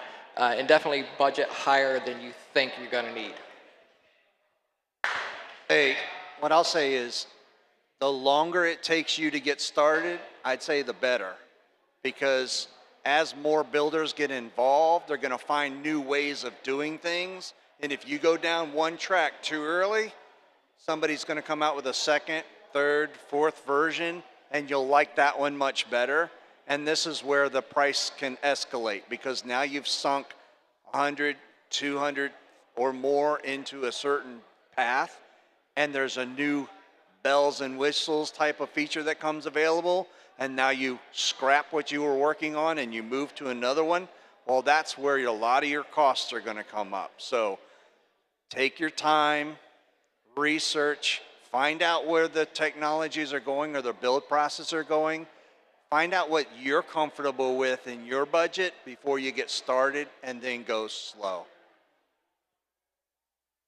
Second most important thing, what materials?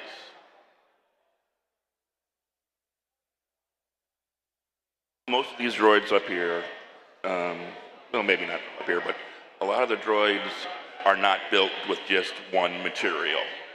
They're a mixture: aluminum, wood, styrene, 3D printed. Again, a lot depends on either what you're familiar with or what you want to learn. Say you're a genius with woodwork, but you don't know anything about aluminum, but you want to learn. It's a pretty good project to learn how to work with aluminum.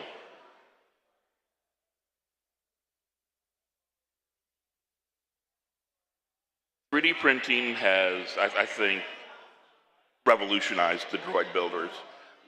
It has sped up the process, it has lowered the cost, and it has increased the variety of droids that can now be built.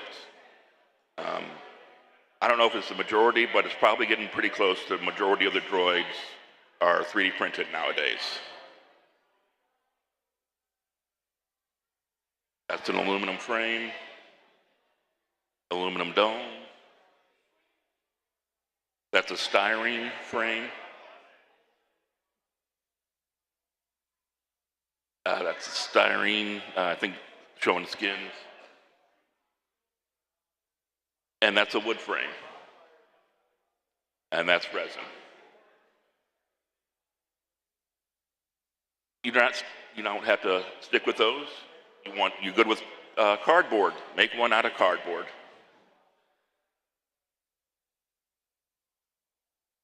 What tools do you have access to yourself?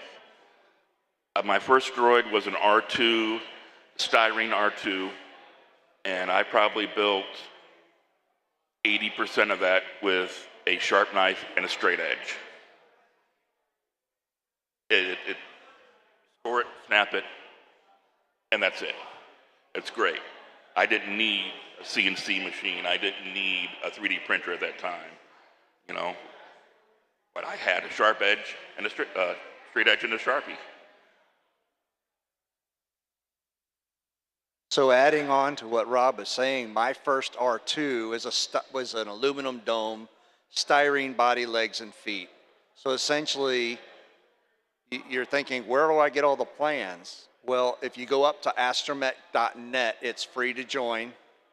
It's free to download the plans. It's up to you and your materials and your expertise to build these droids. So you can literally download pictures or files, and these files are drawings. You download them, and then you take these files, these PDF files, to a local print shop, and you print these files out on poster size paper. So you're asking the printer to print these at full size, and they're going to come out to be like 17 by 21 inches or something like that. And then you take these plans, you spray a light tack adhesive onto the back, and then you use a straight edge to try to put that down as flat as you can on your styrene pieces. And then you're using the X-Acto knife and a straight edge to go around and cut. You're basically following the lines and you're cutting out all the pieces that you need. And then as you're gluing these pieces together and you're chamfering them with files and anything that you might have in your tool set, and that's how you're able to start forming the frame. And then you're using different thicknesses of the styrene for structure. You want the 3 or 4 or 5 millimeter, well, maybe not the 5 millimeter, but definitely the 3 millimeter. And then like the 1 millimeter or even half millimeter for the skins that go around the droid, right? So that's... Yeah, and one thing I forgot to mention or bring up, but any plans you get through Astromech or the R2 builders, those parts will fit with any other parts you get from Astromech. We have like a unified system so that one dome, that aluminum dome, will fit on that droid every time.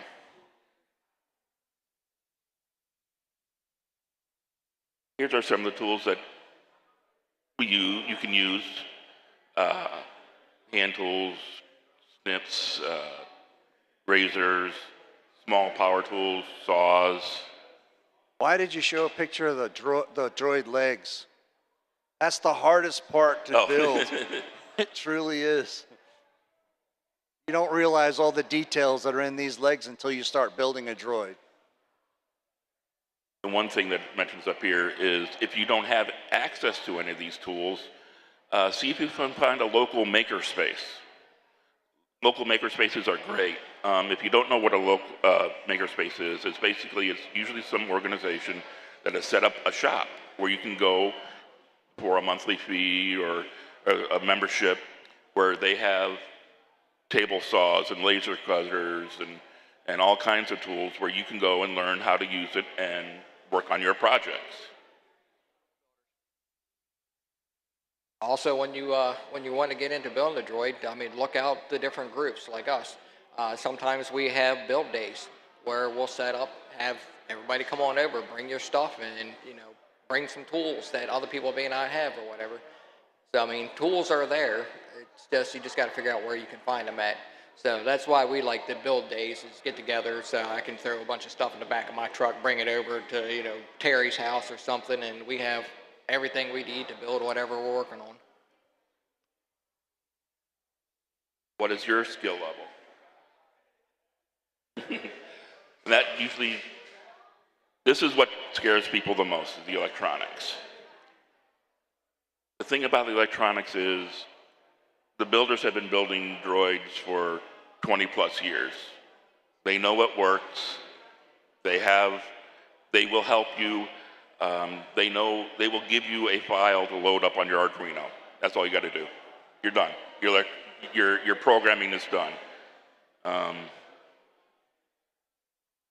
Yeah, I've done a lot of electronics on mine. I've probably redone all the wiring and electronics in there 4 times by now. Gets a little better each time. Every time you learn something, you're like, well, I wanted to do this now, but this other stuff doesn't work. So you just it's an iterative process. For these skills I do on R2, the only thing that actually applies to my day job is the wiring diagram. Everything else I've had to learn. I just know I want it to wave its arm. So how do I make it wave its arm? I know I need a servo. How do I mount that servo to the inside of the body? Well, I have to design something, 3D print something. So let me learn how to use CAD. I want to figure out how electronics work. Let me use Fusion Eagle CAD or now KeyCAD. So every little thing is you start small and you learn. And like I said, almost everything I learned how to do on R2, I learned because I wanted R2 to do it. That's why it's taken me 10 years, but it's the only way to really, you have to kind of start somewhere, and then you just have to know you'll have to iterate on that process somewhere, because it's a skill like any other thing you just got to learn, and it's worth it. I mean, I'm building a new robot just because now I'm done with this one, basically.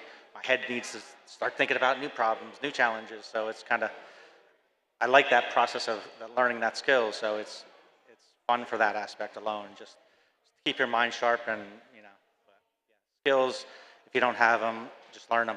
I mean, just start small and and then this guy shares those skills. Absolutely. I share everything I do. And then everybody else learns from him. Yeah, the only thing I don't share is if I'm copying someone else's design. But if it's my own design, I will share the hell out of it. It's on my GitHub for free. If somebody asks me for help, you help each other. That's the beauty about the club is everyone helps each other. But yeah, share as much as you can, and we all get better at it. Yeah, the other thing with electronics is electronics will also vary depending on what type of control system you're going to use. We'll get into the controls here shortly, but in the group, there's a lot of information out there about the various types of electronic systems we use. They have all the diagrams and stuff up there. Like, I mean, the system that I use for mine, everything I needed, they basically said, here, go buy this, put it together. Here's the controls like you see right up here. Everything showing right there. It makes it quick and simple. And the guys share, and if you have a question or a problem, just post to the boards that we have out there, and people will answer it, or they'll say, hey, bring it over, we'll figure it out. So in terms of skills, what kind of skills did I have when I first started? Well, I got a desk job, no engineering background, no I knew how to solder from when I was younger with my father, who is an electrician. That was it. And my soldering skills were probably back from when I was 15. And if you haven't noticed by now, I'm a little bit older than 15. So really, I didn't have many skills, and my toolbox consisted of maybe a router, a handsaw. So when I started into this hobby, much of my expense was, oh, I need to go get a router. I mean, a Dremel, right? Oh, yeah, that'll be kind of cool. So then I go talk to the wife. Hey, you asked me to do this hobby. I got this tool I need. And, the rest was history.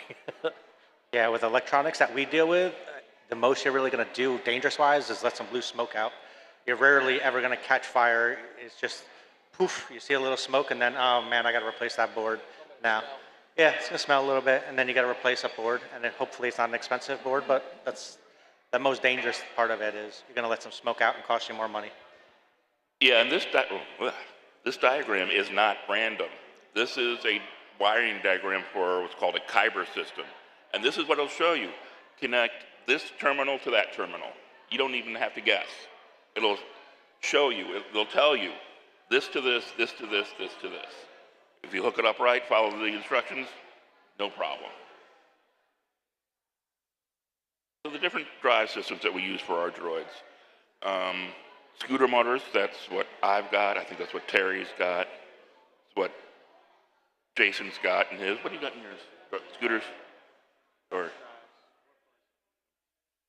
you also got the brushless drives. These are two types of motors. Scooter motors are relatively cheap. The brushless motors are more expensive, but they're more efficient and have more torque.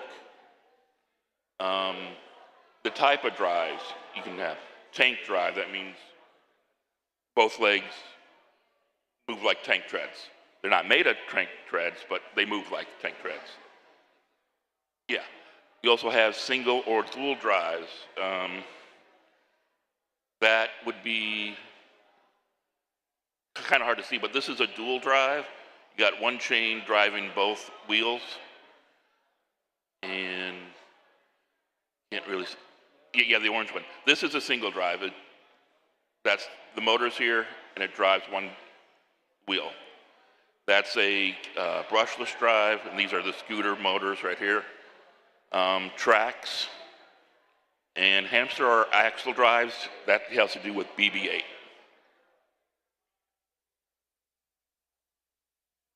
Control systems. So most of us up here actually use an Xbox 360 controller, not even a current Xbox controller, an Xbox 360. Or you have an RC set up.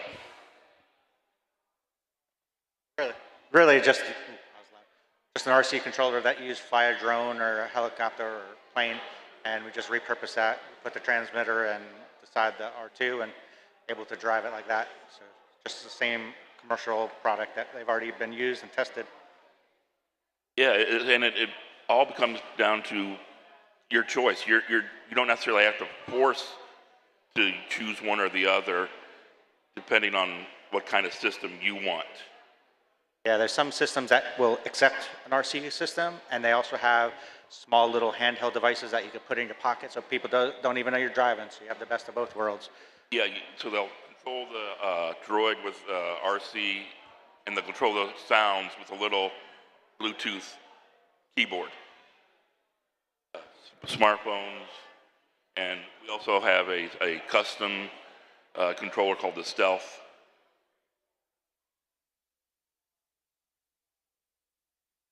So paint and weathering. You have a traditional R2-D2, you know him, he's blue and white. Chopper is orange and white. You don't have to do that if you don't want to. You got Terry, or Dylan's R7. R7A2. You can make it any color you want. There are some Star Wars groups, costuming groups, where you have to have a certain color and a certain shape in a certain way. Builders are not like that. You can build it any way you want, any color you want. It's your choice. Yeah, one of the custom color combinations that we have is a droid called R2KT. That was done in pink. It was a young lady who had cancer, and she wanted to have a droid. So one of the guys, and I don't remember which builder group it was. Yeah, various builders, they got together, and one of the guys donated his droid for the purpose, and he actually took and they repainted everything that's blue on R2 pink for this young lady. And then the guys who have the R2KT droids go around to different events, and they raise money for charity, or for the cancers. Yep, R2KT.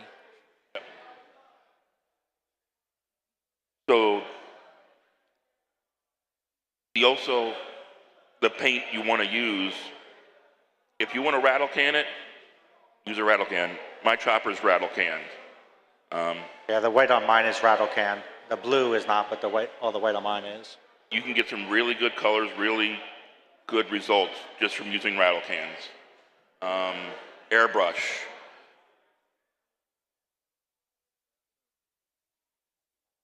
Hello. Okay. So R7A2 is a little bit of rattle can, blood, sweat, lots of tears. No. So it's a rattle can with a black gloss finish, and then a 2K auto clear, which runs about $25 a can. I went through 7 cans of the auto clear to go on top. And then it's airbrushed with Duralumin, which is a really unique technique where you use a white piece of paper up against the black gloss finish. And then as you reflect that white paper into the mold or into the body, you're hitting it with an airbrush with the chrome that's going onto the black paint. So you keep painting everywhere there's black, and it ends up being like a mirror finish. The only problem with that is because that Duralumin is riding on top of the clear coat, it can easily rub off. So in this case, it used to be more aluminish. That's the way my son likes it. But I like the weather look, and it just so happens that we've handled R7 a lot, and he's been naturally weathered. But yeah, you can come up. It is 100% 3D printed, except for the motors and the gears and the hardware.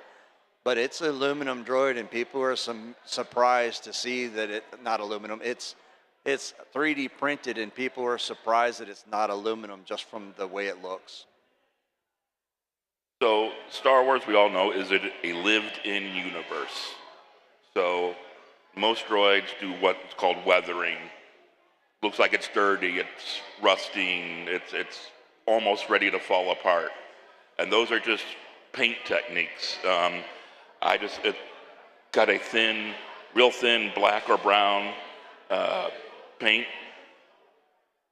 poured it on there a little bit, and almost immediately wiped it off.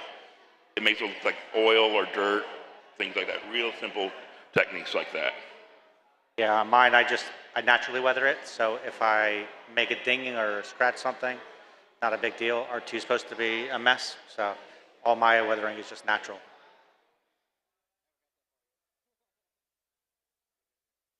There's a couple of costs you don't really would think of up front.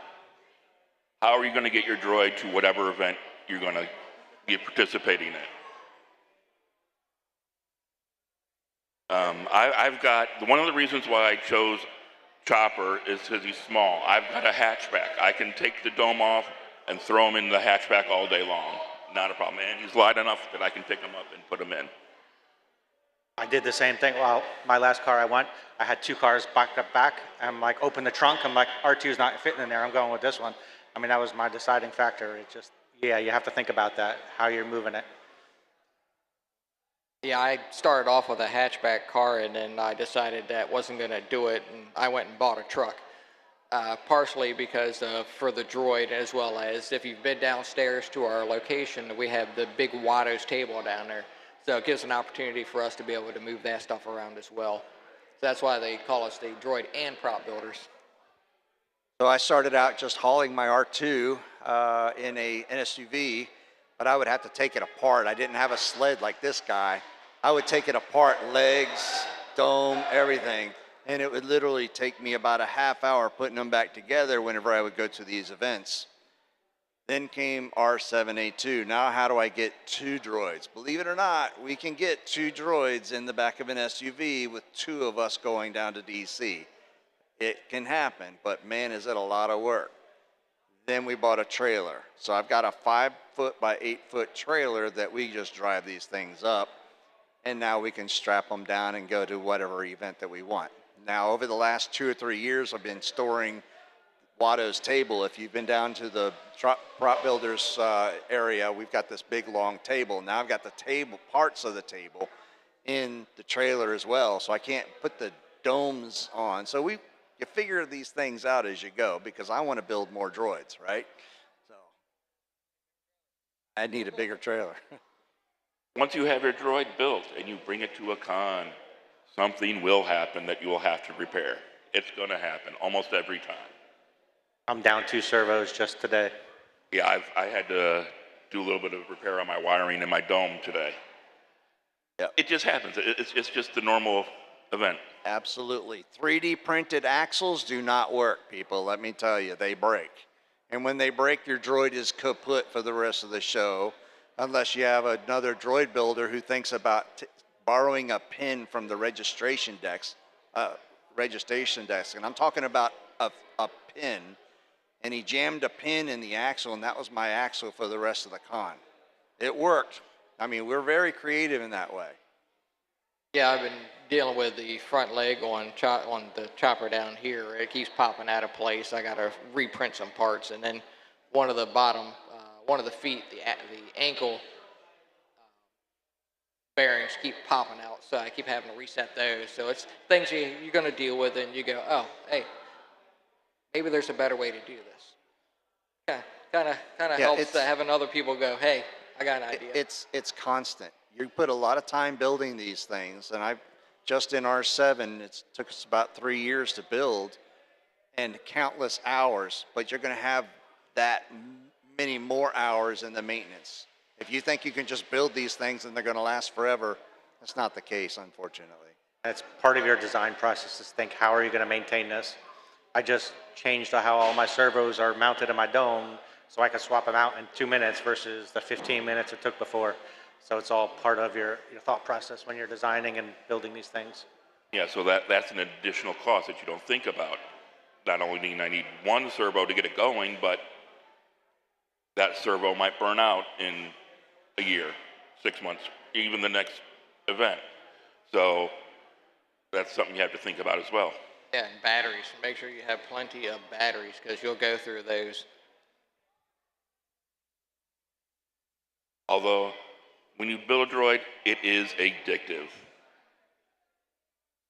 I mean, it's amazing how addictive these droids are. It's like, oh, I've got an extra servo. I can start on my second droid. I don't even know how many droids I have now. started 10 years ago, the R2, and I don't even know how many, anywhere from little small droids to full-size droids like that. It's just, I got some free time on the printer. What can I do next? Yeah, you do have a lot of droids.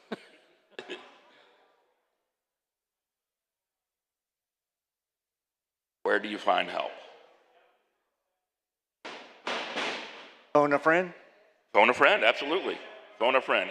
Hey, Terry, I'm missing this. You got one? Or? I'm too busy. Web pages. We have a web page, and it'll come up a little bit in a slide or two. Astromech.net. That is our main repository of information.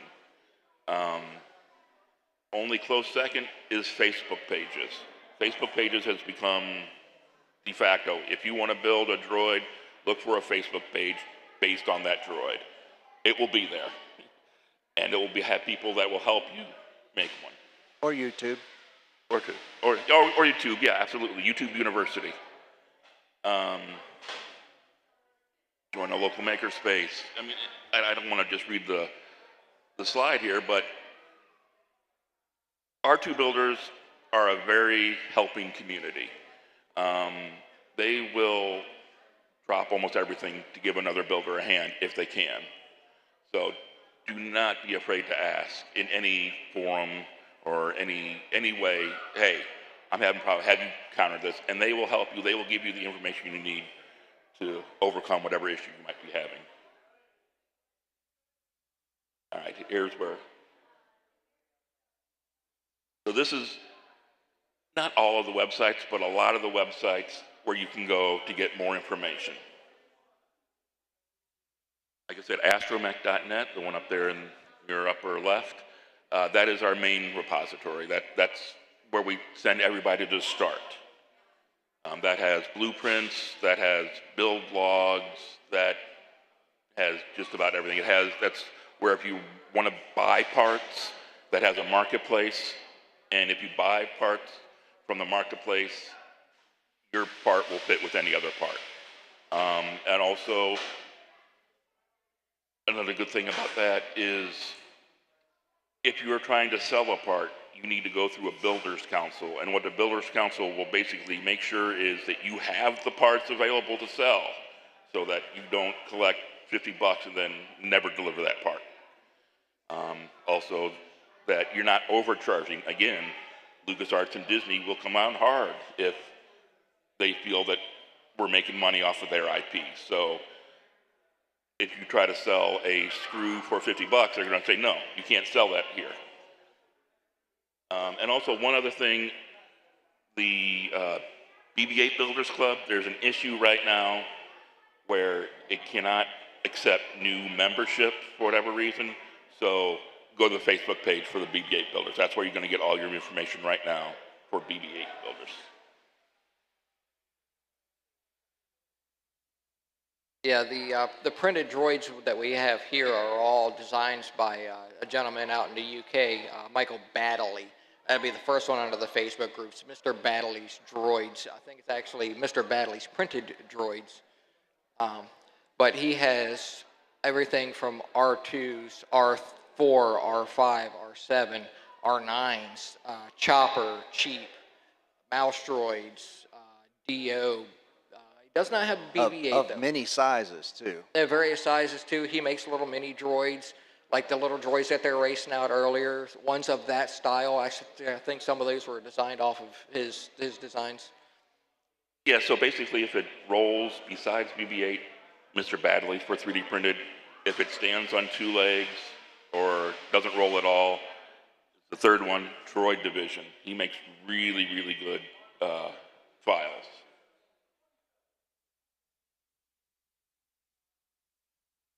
The journey, like anything else. We're going to start. Anybody have any questions? Go ahead and raise your hand. You had one?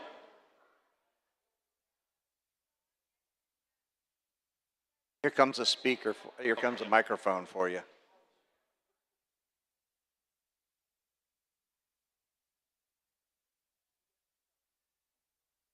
Well, I guess like the droids take very, very long time to build because these are like very complicated droids. Like you need a long time to do them. They do take a long time to do, but you do one, little tiny steps at a time, Yeah. right? They say Rome wasn't built overnight, right? So just stick with it. There's a lot of builders that start projects and they put it aside because they don't realize how long of a project this really is. Yeah, but when you build it, it's a lot better. That's right. Yeah, droid building is never done. If a droid builder tells you his droid's done, he's lying.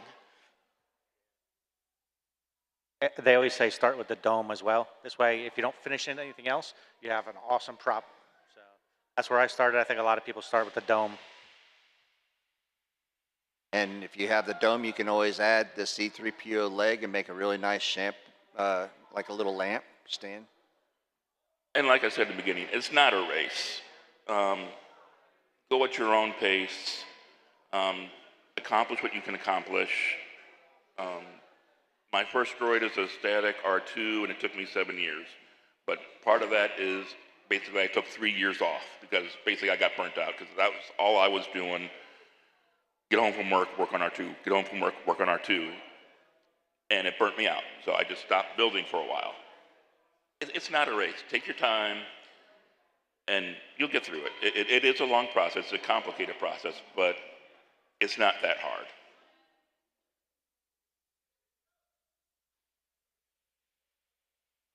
Any other questions?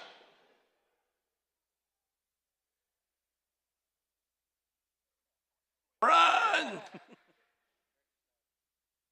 It's more of a comment than a question. I do a lot of electronics with my cosplay stuff. And constantly I'll wear a costume all day long, and then that evening they have a contest, and I'm out of battery. So I've designed all of my cosplay stuff with 2 battery sets and 1 switch. So when it dies, I can flick the switch and it comes alive again. I can see that being a real application for droids where you're traveling down the road and it dies, reach inside, flick a switch, and take it home. Yeah, absolutely. Most of the droids, a lot of the droids are now using tool batteries, where Ryobi or Milwaukee or DeWalt. Cobalt. Yeah, the tool batteries are fast and simple to switch out. You can tell after a while from operating your droid, you can tell when the battery's starting to go low. Nice thing about tool batteries, you take it out, throw another one in, you're good to go. Plus, there are people doing, like you said, with a 2 battery system where it's just a single toggle to switch between the 2. Then you can just take the one that's dead out and just keep on trucking. Or you can go my route and just build your own battery that's going to last all day. Any other questions or comments? All right, if no one else, I guess that'll be it for now. We got the booth down there in the corner across from Prusa. Got any questions? Feel free to come down and talk to us down there. Thanks.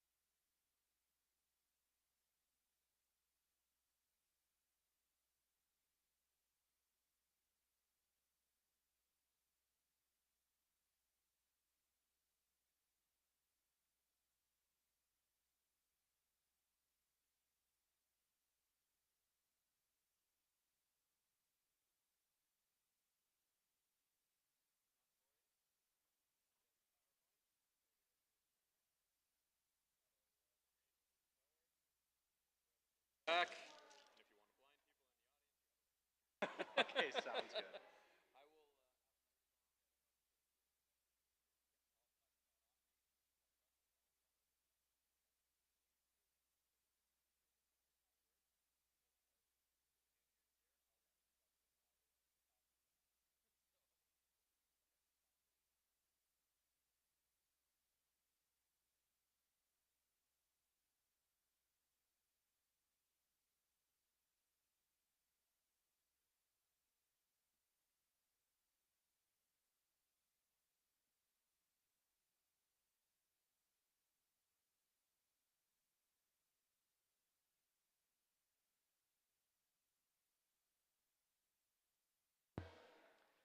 All right, hey everyone. I'm John Schneider with 3D Fuel. This presentation is going to be all about Pro PCTG, which at least in my opinion, and I think some of you might agree afterwards, it's kind of a PETG killer. So we'll just go ahead and dive right into it.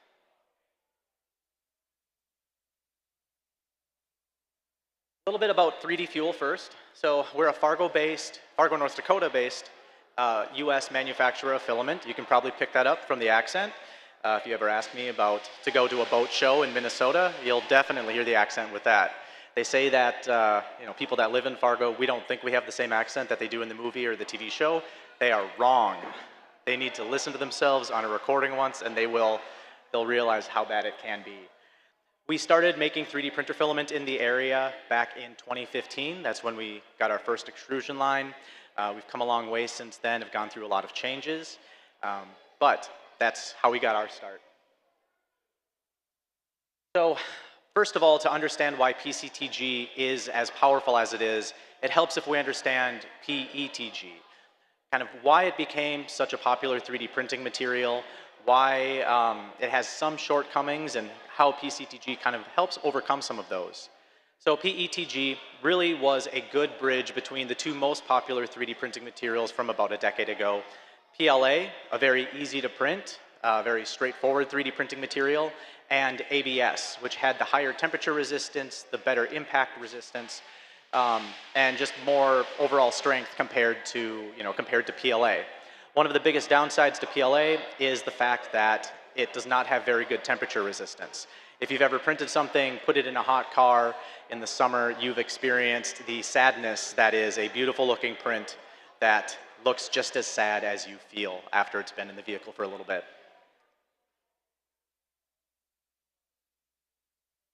So one of the other reasons that PETG is not as powerful as it could be is it has a very brittle failure mode. If you've ever had a PETG part and it looks great, you think it's going to perform great, when it breaks, it can tend to shatter. And if you've ever experienced those really sharp shards, when it does finally break, you run into one of the downsides of PETG. That's one of the reasons why it's not a useful material for things like combat robotics or anything that really needs to take a lot of repeated, consistent impact. It also has limited chemical resistance. It's not to say that it isn't chemically resistant at all, but it's susceptible to attack from things like isopropyl alcohol. It'll cause those polymer chains to really shorten and weaken, and you'll start getting brittle prints. It also has limited UV resistance, and the cold weather resistance isn't quite as good either. So when you're going to be printing something that will be outdoors, yes, it is better and more suitable than PLA in many situations, but it does have room for improvement. Aside from high flow or high speed PETG, there really haven't been major improvements to PETG in a number of years. It's effectively the same material that it was 10 years ago. The high flow versions, they have some nice benefits in that you can push it through the hot end more quickly, but it also has some downsides where it still doesn't have the impact toughness that one might be looking for. It doesn't have necessarily the same heat resistance that one might be looking for either when you're looking for something that will be able to survive being outdoors and in more demanding environments. So PCTG, think of PCTG, which is also a copolyester, just like PETG is. They're on the same material spectrum, but with different ratios in their makeup.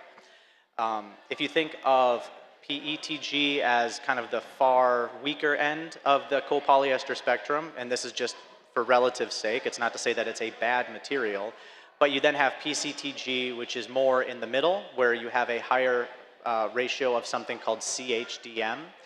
And then on the very far end, you have something called Triton. So Triton is a material that it's effectively what is used for Nalgene water bottles. A very common point of confusion with PCTG is thinking that the PC stands for polycarbonate. In fact, that couldn't be any further from the truth. PC, polycarbonate, is a very impact-resistant material. Think of it as, it's the material that's commonly used in bulletproof glass. It can really take a heavy impact, but it has something in it called BPA, which makes it not a very suitable material for things like water bottles. So BPA, that's a chemical that can leach from that plastic into the water and can cause some harm to the human body. PCTG, being that copolyester, was developed as an impact-resistant alternative, impact-resistant and BPA-free alternative to polycarbonate. So its first use was really in water bottles. It has the ductility and flexibility that you need for a water bottle, so it's not too rigid. It can take a beating, so if you're out on the field and you have a water bottle, it drops on the ground, you don't have to worry about it shattering. And it's really easy to injection mold, so it is very popular for things like water bottles. It's really only in the last, I'd say 4 or 5 years that it started to be used in the 3D printing industry. 3D Fuel, we're not the first people to have created a PCTG filament. I do think that we've made one of the best PCTG filaments out there. I think that we've made it as easy to 3D print as it ever has been, but I'm not going to sit here and pretend that we're the inventors of it or that it's something that no one else had ever thought of before we did. Some of the other uses for PCTG, because of its high chemical resistance and its relatively toxin, well, I'm not going to say relatively free, but it doesn't have BPA in it. It means that it is food safe or it's safe for food contact. So the raw materials that we use for making PCTG filament are FDA approved for food contact. I want to put the very big asterisk here that just because something is food safe in pellet form doesn't mean that once it's been turned into a filament and then once it's been turned into a 3D printed product does not mean that that end product is food safe. Just do a Google search for food safe 3D printing, and that could be multiple sessions of talks just going into that in detail. So when I say that the impact toughness is higher than PETG, it's not just a little bit better. We're not talking like 5%, 10%. In many cases, we're talking multiples of impact toughness improvement over PETG. Now this is based on, kind of the range of this is based on how you're testing it and which PETG you're testing it against.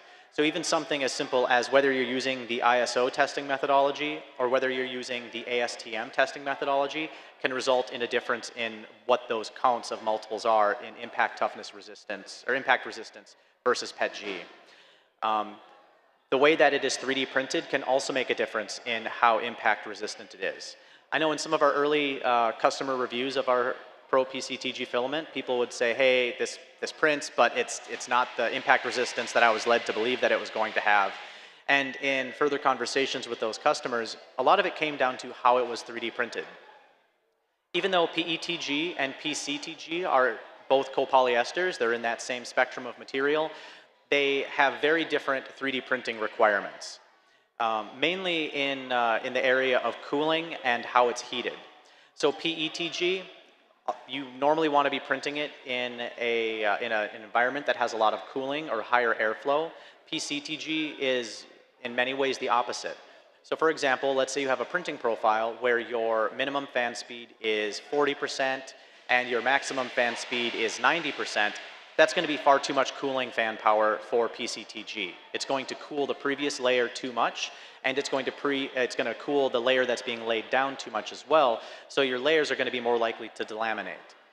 One of the things that we've put a lot of time and energy into is in developing really good Pro PCTG filament profiles for a variety of 3D printers. think all of the popular brands right now. So Bamboo Lab, we have profiles for all of the Bamboo Lab printers. Prusa, we have profiles for all of the current generation. Creality, Anycubic, Cheaty, FlashForge. Yeah, I mean, the list just goes on. And we're working on making more profiles as we go because there are not, really there aren't default PCTG profiles out there. I do know that there's one for Bamboo Lab, or for Bamboo Studio, but it's not as effective of a print profile as the profiles that we've developed using our material, using the printers that we have in-house, just to make sure that your finished print is as strong, tough, and durable as possible. So that's been one of the reasons why PCTG hasn't been accepted as a 3D printing material earlier than now. I think the first time I saw a PCTG filament was back in 2017, but it just really didn't get uptake until about 2 years ago. The broader chemical resistance is another reason for PCTG being more powerful than PETG, and I think it's this next slide. So this is a slide that has a breakdown of how the different chemical types have different resistances in PETG versus PCTG. Now, bear in mind, these are relative resistances. I don't have like an empirical, okay, PCTG lasts for 10 days with X drop off in mechanical, mechanical strength. I just don't have those types of studies with the material quite yet. But some of the biggest improvements for PCTG over PETG are with hydrocarbons. So think petroleum, think alcohols, ethanols, gasoline. That's where we see the biggest improvement. But even things like ketones, oils, and lubricants, we still see really strong improvements over PETG. So I have a few different 3D printed parts in PCTG up here. If you've had a chance to stop by the 3D Fuel booth, we also have these here. So when you're thinking of PCTG, you may not think of something that you can bend and crush like this, but this is a 3D printed PCTG part. It is a 0.4 millimeter wall thickness printed in vase mode, and the layers are not delaminating. The parts are not breaking across the layer lines either, and I'm able to squeeze it and effectively crush it. Now you're not able to crush it quite that same way if you're squeezing it vertically, but when you're squeezing it horizontally along the layer lines where you have more material, it's a very flexible material. We've done some testing for shore hardness, and while the testing method for doing a TPU is slightly different than testing something like a PCTG, we find that it has a shore hardness of about 76D. So think hard hat material. So very impact resistant. It's not something that you're ever going to want to make, you wouldn't want to make like RC tires with, because it's just not, it's too hard, it's too stiff for doing that kind of thing. But for things like prosthetic check sockets, orthotics, inserts, robotic parts, gears, it's going to be a really good solution for that. So like I said, high stress, industrial parts. I know that the combat robotics guys over there, they have PCTG in some of their robots, and I need to interview him a little bit more about this tomorrow. But one of the use cases, he's like, hey, we tried PETG, we tried nylons, we tried different types of PLAs. Nothing held up except for PCTG. One of the reasons that I think it can work well for gears too is it has a lower coefficient of friction compared to PETG. These are bad demonstration prints for this because it's curved surfaces. But if you had two flat PCTG prints and rubbed them against each other and two flat PETG prints and did the same, it would take more effort and energy to have the PETG slide against itself than for PCTG to slide against itself. This is actually one of our customers that bought PCTG, and it ended up performing in ways that he wasn't quite expecting.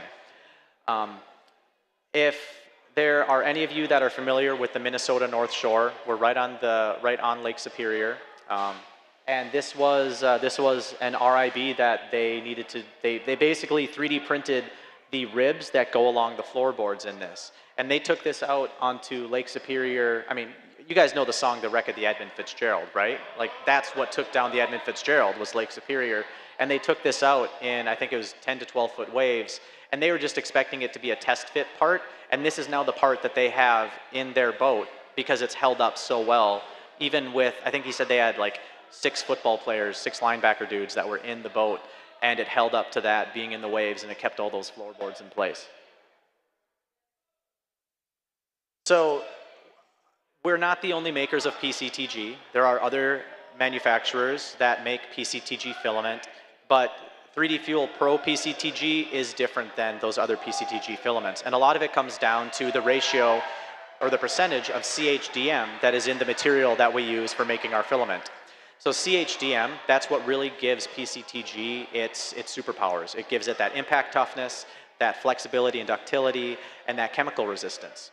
So CHDM, which is a material made by Eastman Polymers, it has a specific gravity or a density of, depending on the grade, 0.95 to what do I have on there, 0.102.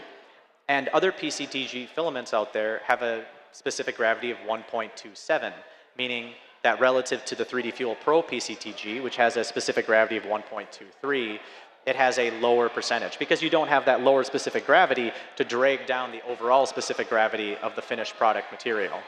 So even when you're looking at data sheets for other PCTG filaments, you'll find that ours has 5 to 10 times the impact toughness, measured impact toughness compared to their filaments. And so that gives, I mean, other PCTG filaments are really like it's a nice PETG, but it's not a true, well, I mean, I don't know that you can define true PCTG because it's one of those things that like, there's no international body that is defining what PCTG is, where the breakpoint is between PETG and PCTG, because again, it's all on a spectrum. But we've put a lot of time and energy into sourcing the right raw materials with the right amount of CHDM for good mechanical performance and excellent 3D printability.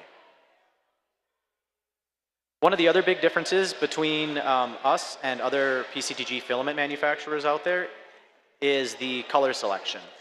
So right now I'm holding in my hands a keychain of the 40 colors of PCTG that we have, and that includes 5 transparent colors or translucent colors and 1 matte color. And the matte color is, that's the result of having a small percentage of carbon fiber in it, because PCTG, when it is at its maximum strength and layer-to-layer strength and impact toughness, it's a glossy filament. You can certainly achieve a matte finish with PCTG by dropping your hot end temperature or by increasing your print speed, but when you do that, you are reducing the amount of layer-to-layer strength and ultimately your final impact toughness. So to get the most out of your part, you need to have that glossy finish, and so you have to rely on a physical refraction of the light, which is done by the carbon fiber strands that are in the matte black Pro PCTG. So that's why if you look closely at the matte black Pro PCTG, it is glossy, but it has a rough surface finish. Think kind of along the lines of fuzzy skin, but without needing to make any changes in your slicer. One of the other things I want to note is because most use cases for PCTG are not for prototyping, they're for end-use parts. We have a number of 3D print farms that sell, well, they're making 3D printed products that they're selling on Etsy or on their own website. And we have a number of those customers that make accessories for power tools. Because of the higher temperature resistance, because of the better impact toughness, these printed parts can take the beating that will happen when they're in the toolbox in the back of someone's pickup truck, whether it's in a hot Phoenix sun or if it's in a cold Canadian winter.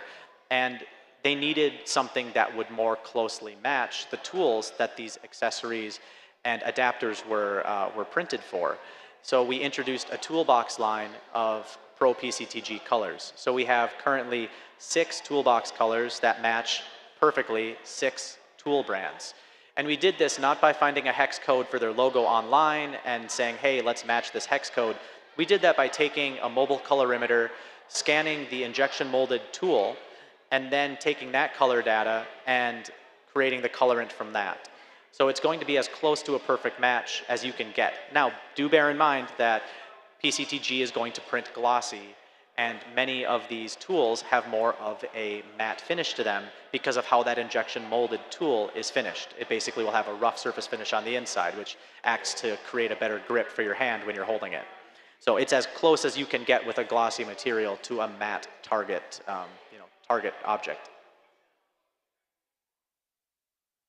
I know that I mentioned that we manufacture our filament in Fargo, North Dakota, but we take that a step further beyond just what we're, just extruding the filament there. We try and have as much of our supply chain be US based as possible. And there are a lot of practical reasons for this. It's not just rah USA. There's a part of that, of course, but we want to be supporting our local economy as much as possible. Our box manufacturer, and this is one of our product boxes, it's manufactured just 45 minutes south of us in just across the South Dakota border. It's actually a small family-owned box company, and I met the guy that is now running it when I was a freshman at North Dakota State University. So I get to help support their small business. Our spools are injection molded in the United States from recycled plastic. So yes, we are using plastic spools. We plan to continue using plastic spools for the foreseeable future, but we make sure that we use recycled materials when possible, and we try and keep the transportation as little as we can. So our spools now, I think, are molded in Indiana. And we're also making a change to a new style of injection molded spool that uses 35% less plastic and is still AMS compatible. So we're excited about doing things like that. Our PCTG resin, we buy it from a US distributor. I can't say exactly where it is manufactured, but I can say that it is not manufactured in China. So that is a little bit of our trade secret, but I know it's a question we get asked a lot. We make other materials aside from PCTG. Our PLA materials, our PLA is from NatureWorks, which is a US company, and they convert corn that's grown in the US into the PLA pellets down in Blair, Nebraska, which is just a 6-hour drive from our production facility.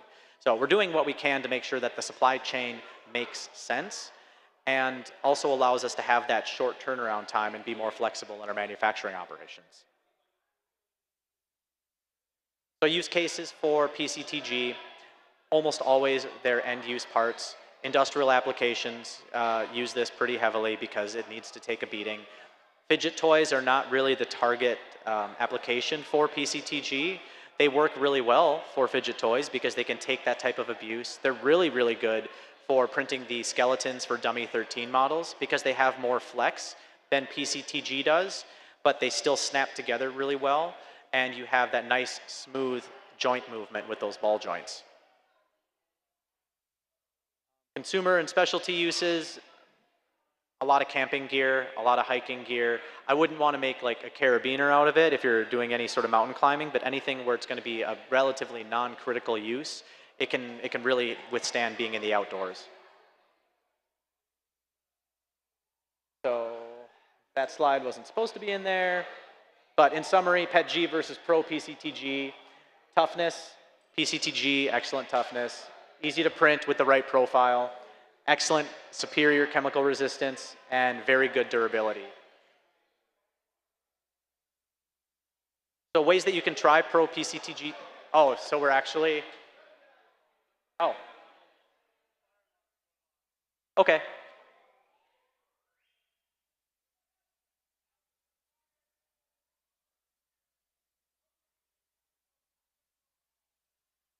No, not a fire sale.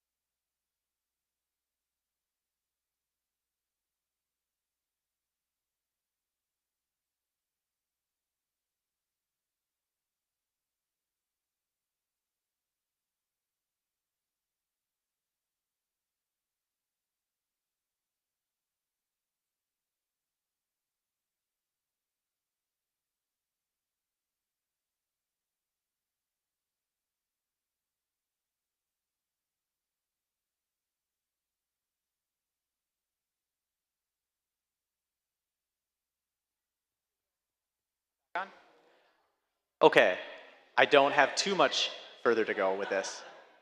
So I've been talking about Pro PCTG. You may be wondering now, well, John, how do I try Pro PCTG? Well, do I have a deal for you? At 3DPrintopia, we have 25% off all of our PCTG materials. So if it's something that you've been on the fence on whether you wanted to try it, now would be a really good time to do that. Or even just come down to the booth, see some more of the prints in person, ask any questions that you might have, although we will have a Q&A right after this as well. And then we also have, of the spools we have at 3DPrintopia, I know we have 41 colors available in total. 9 of those are available here. So we have our 4 transparent colors, our natural, which is clear, matte black, which is the one with the small percentage of carbon fiber. We also have toolbox red, which is a very close match to Milwaukee red, and midnight black and industrial gray.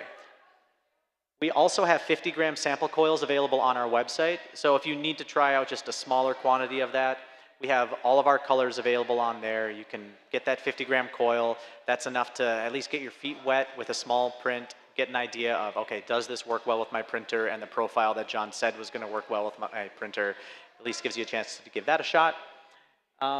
And as always, visit 3dfuel.com to learn more. And I believe with that, are there any questions? And well, yeah, and I know I see some familiar faces that have already walked by the booth and asked questions. So,